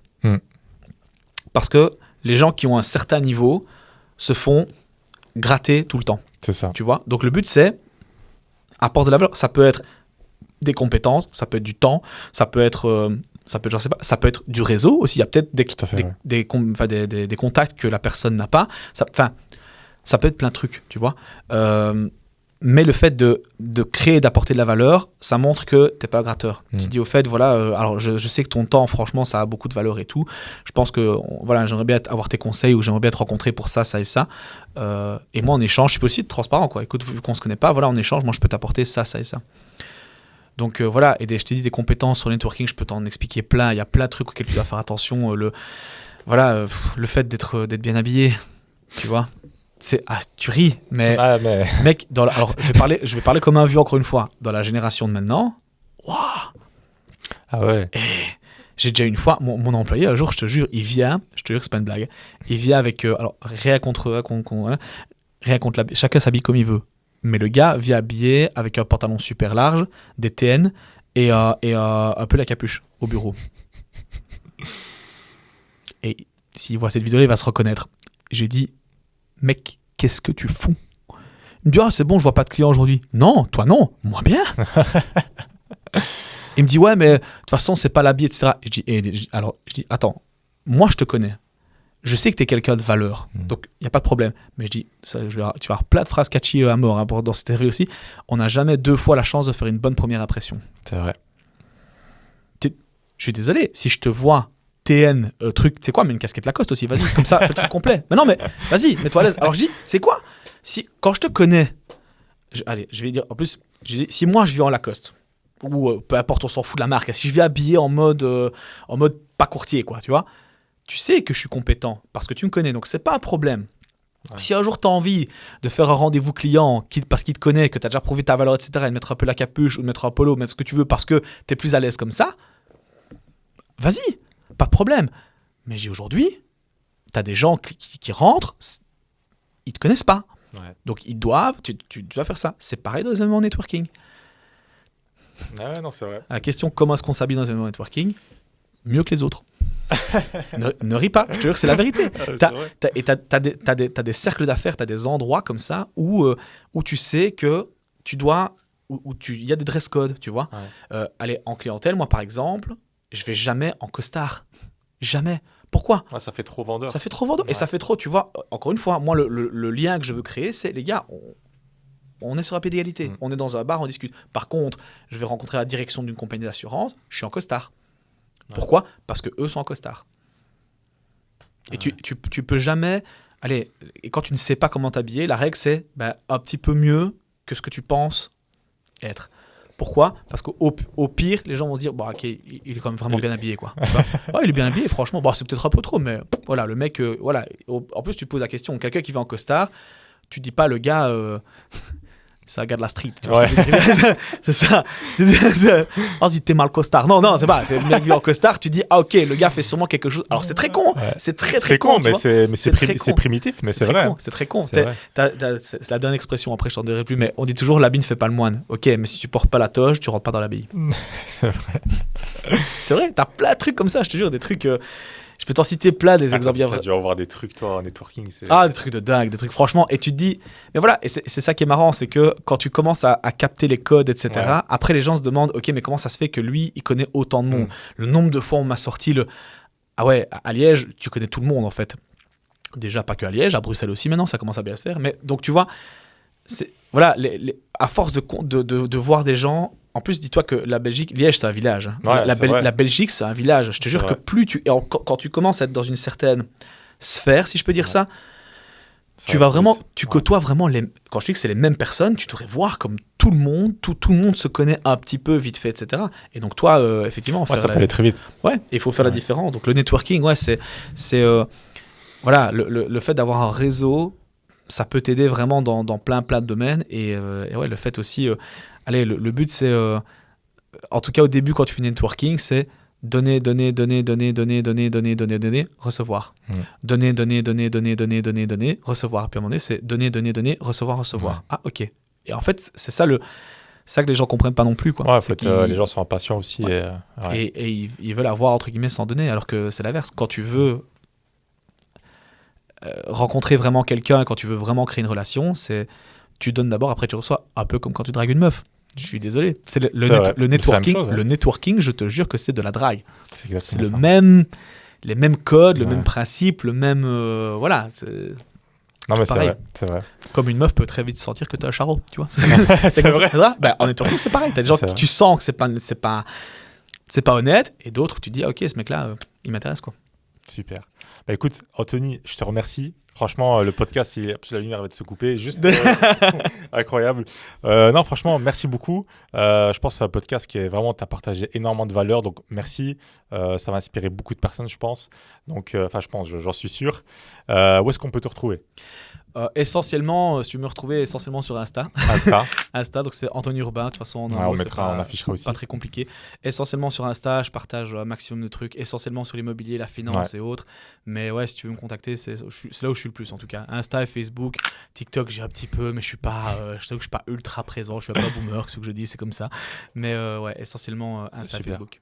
Écoute, merci. J'espère que t'as pu j'espère que t'as apprécié le moment. Comme à la maison. Et nous, on est ravis évidemment de t'avoir t'avoir invité ici dans le podcast. Encore un liégeois entrepreneur qu'on peut inviter, donc c'est cool. Et voilà, donc j'invite tout le monde à évidemment mettre des commentaires si vous avez des questions, donner votre avis et aller le suivre du coup sur Insta et le suivre partout, quoi. Donc voilà, je te laisse le mot de la fin. Si tu as quelque chose à dire, un conseil, une dernière citation. Le mec a fait que des citations pendant tout le truc, quoi. C'est le podcast de la citation. Tu sais, des citations avec Anthony Urban. Je vais écrire un livre, le livre des citations d'Anthony Urban. C'est vrai, t'as jamais pensé à écrire un livre? Non, écrire un livre, plus tard. c'est trop. Peut-être plus tard, mais je trouve que. iBook, à l'île Magnette. Voilà, c'est ça. Achète mon livre comme ça, après je peux voir. Non. Non, mais en vrai, non, il n'y a pas grand chose à rajouter. On a donné vraiment beaucoup de valeur. Et surtout beaucoup d'authenticité. Franchement, c'est cool parce que c'est rare. Et c'est ça qu'on aime aussi, c'est le côté authentique. Tu vois, voir un peu l'histoire de la personne, etc. Et merci pour ça parce que c'est vrai que tout le monde ne se confie pas. Et si tu t'es un petit peu confié, donc ça va vraiment inspirer, je pense, beaucoup de personnes. Non, mais en gros, voilà, le conseil que je peux vous donner, c'est lancez-vous si vous avez envie de le faire. Faites-le intelligemment quand même, quoi. Merci. Super.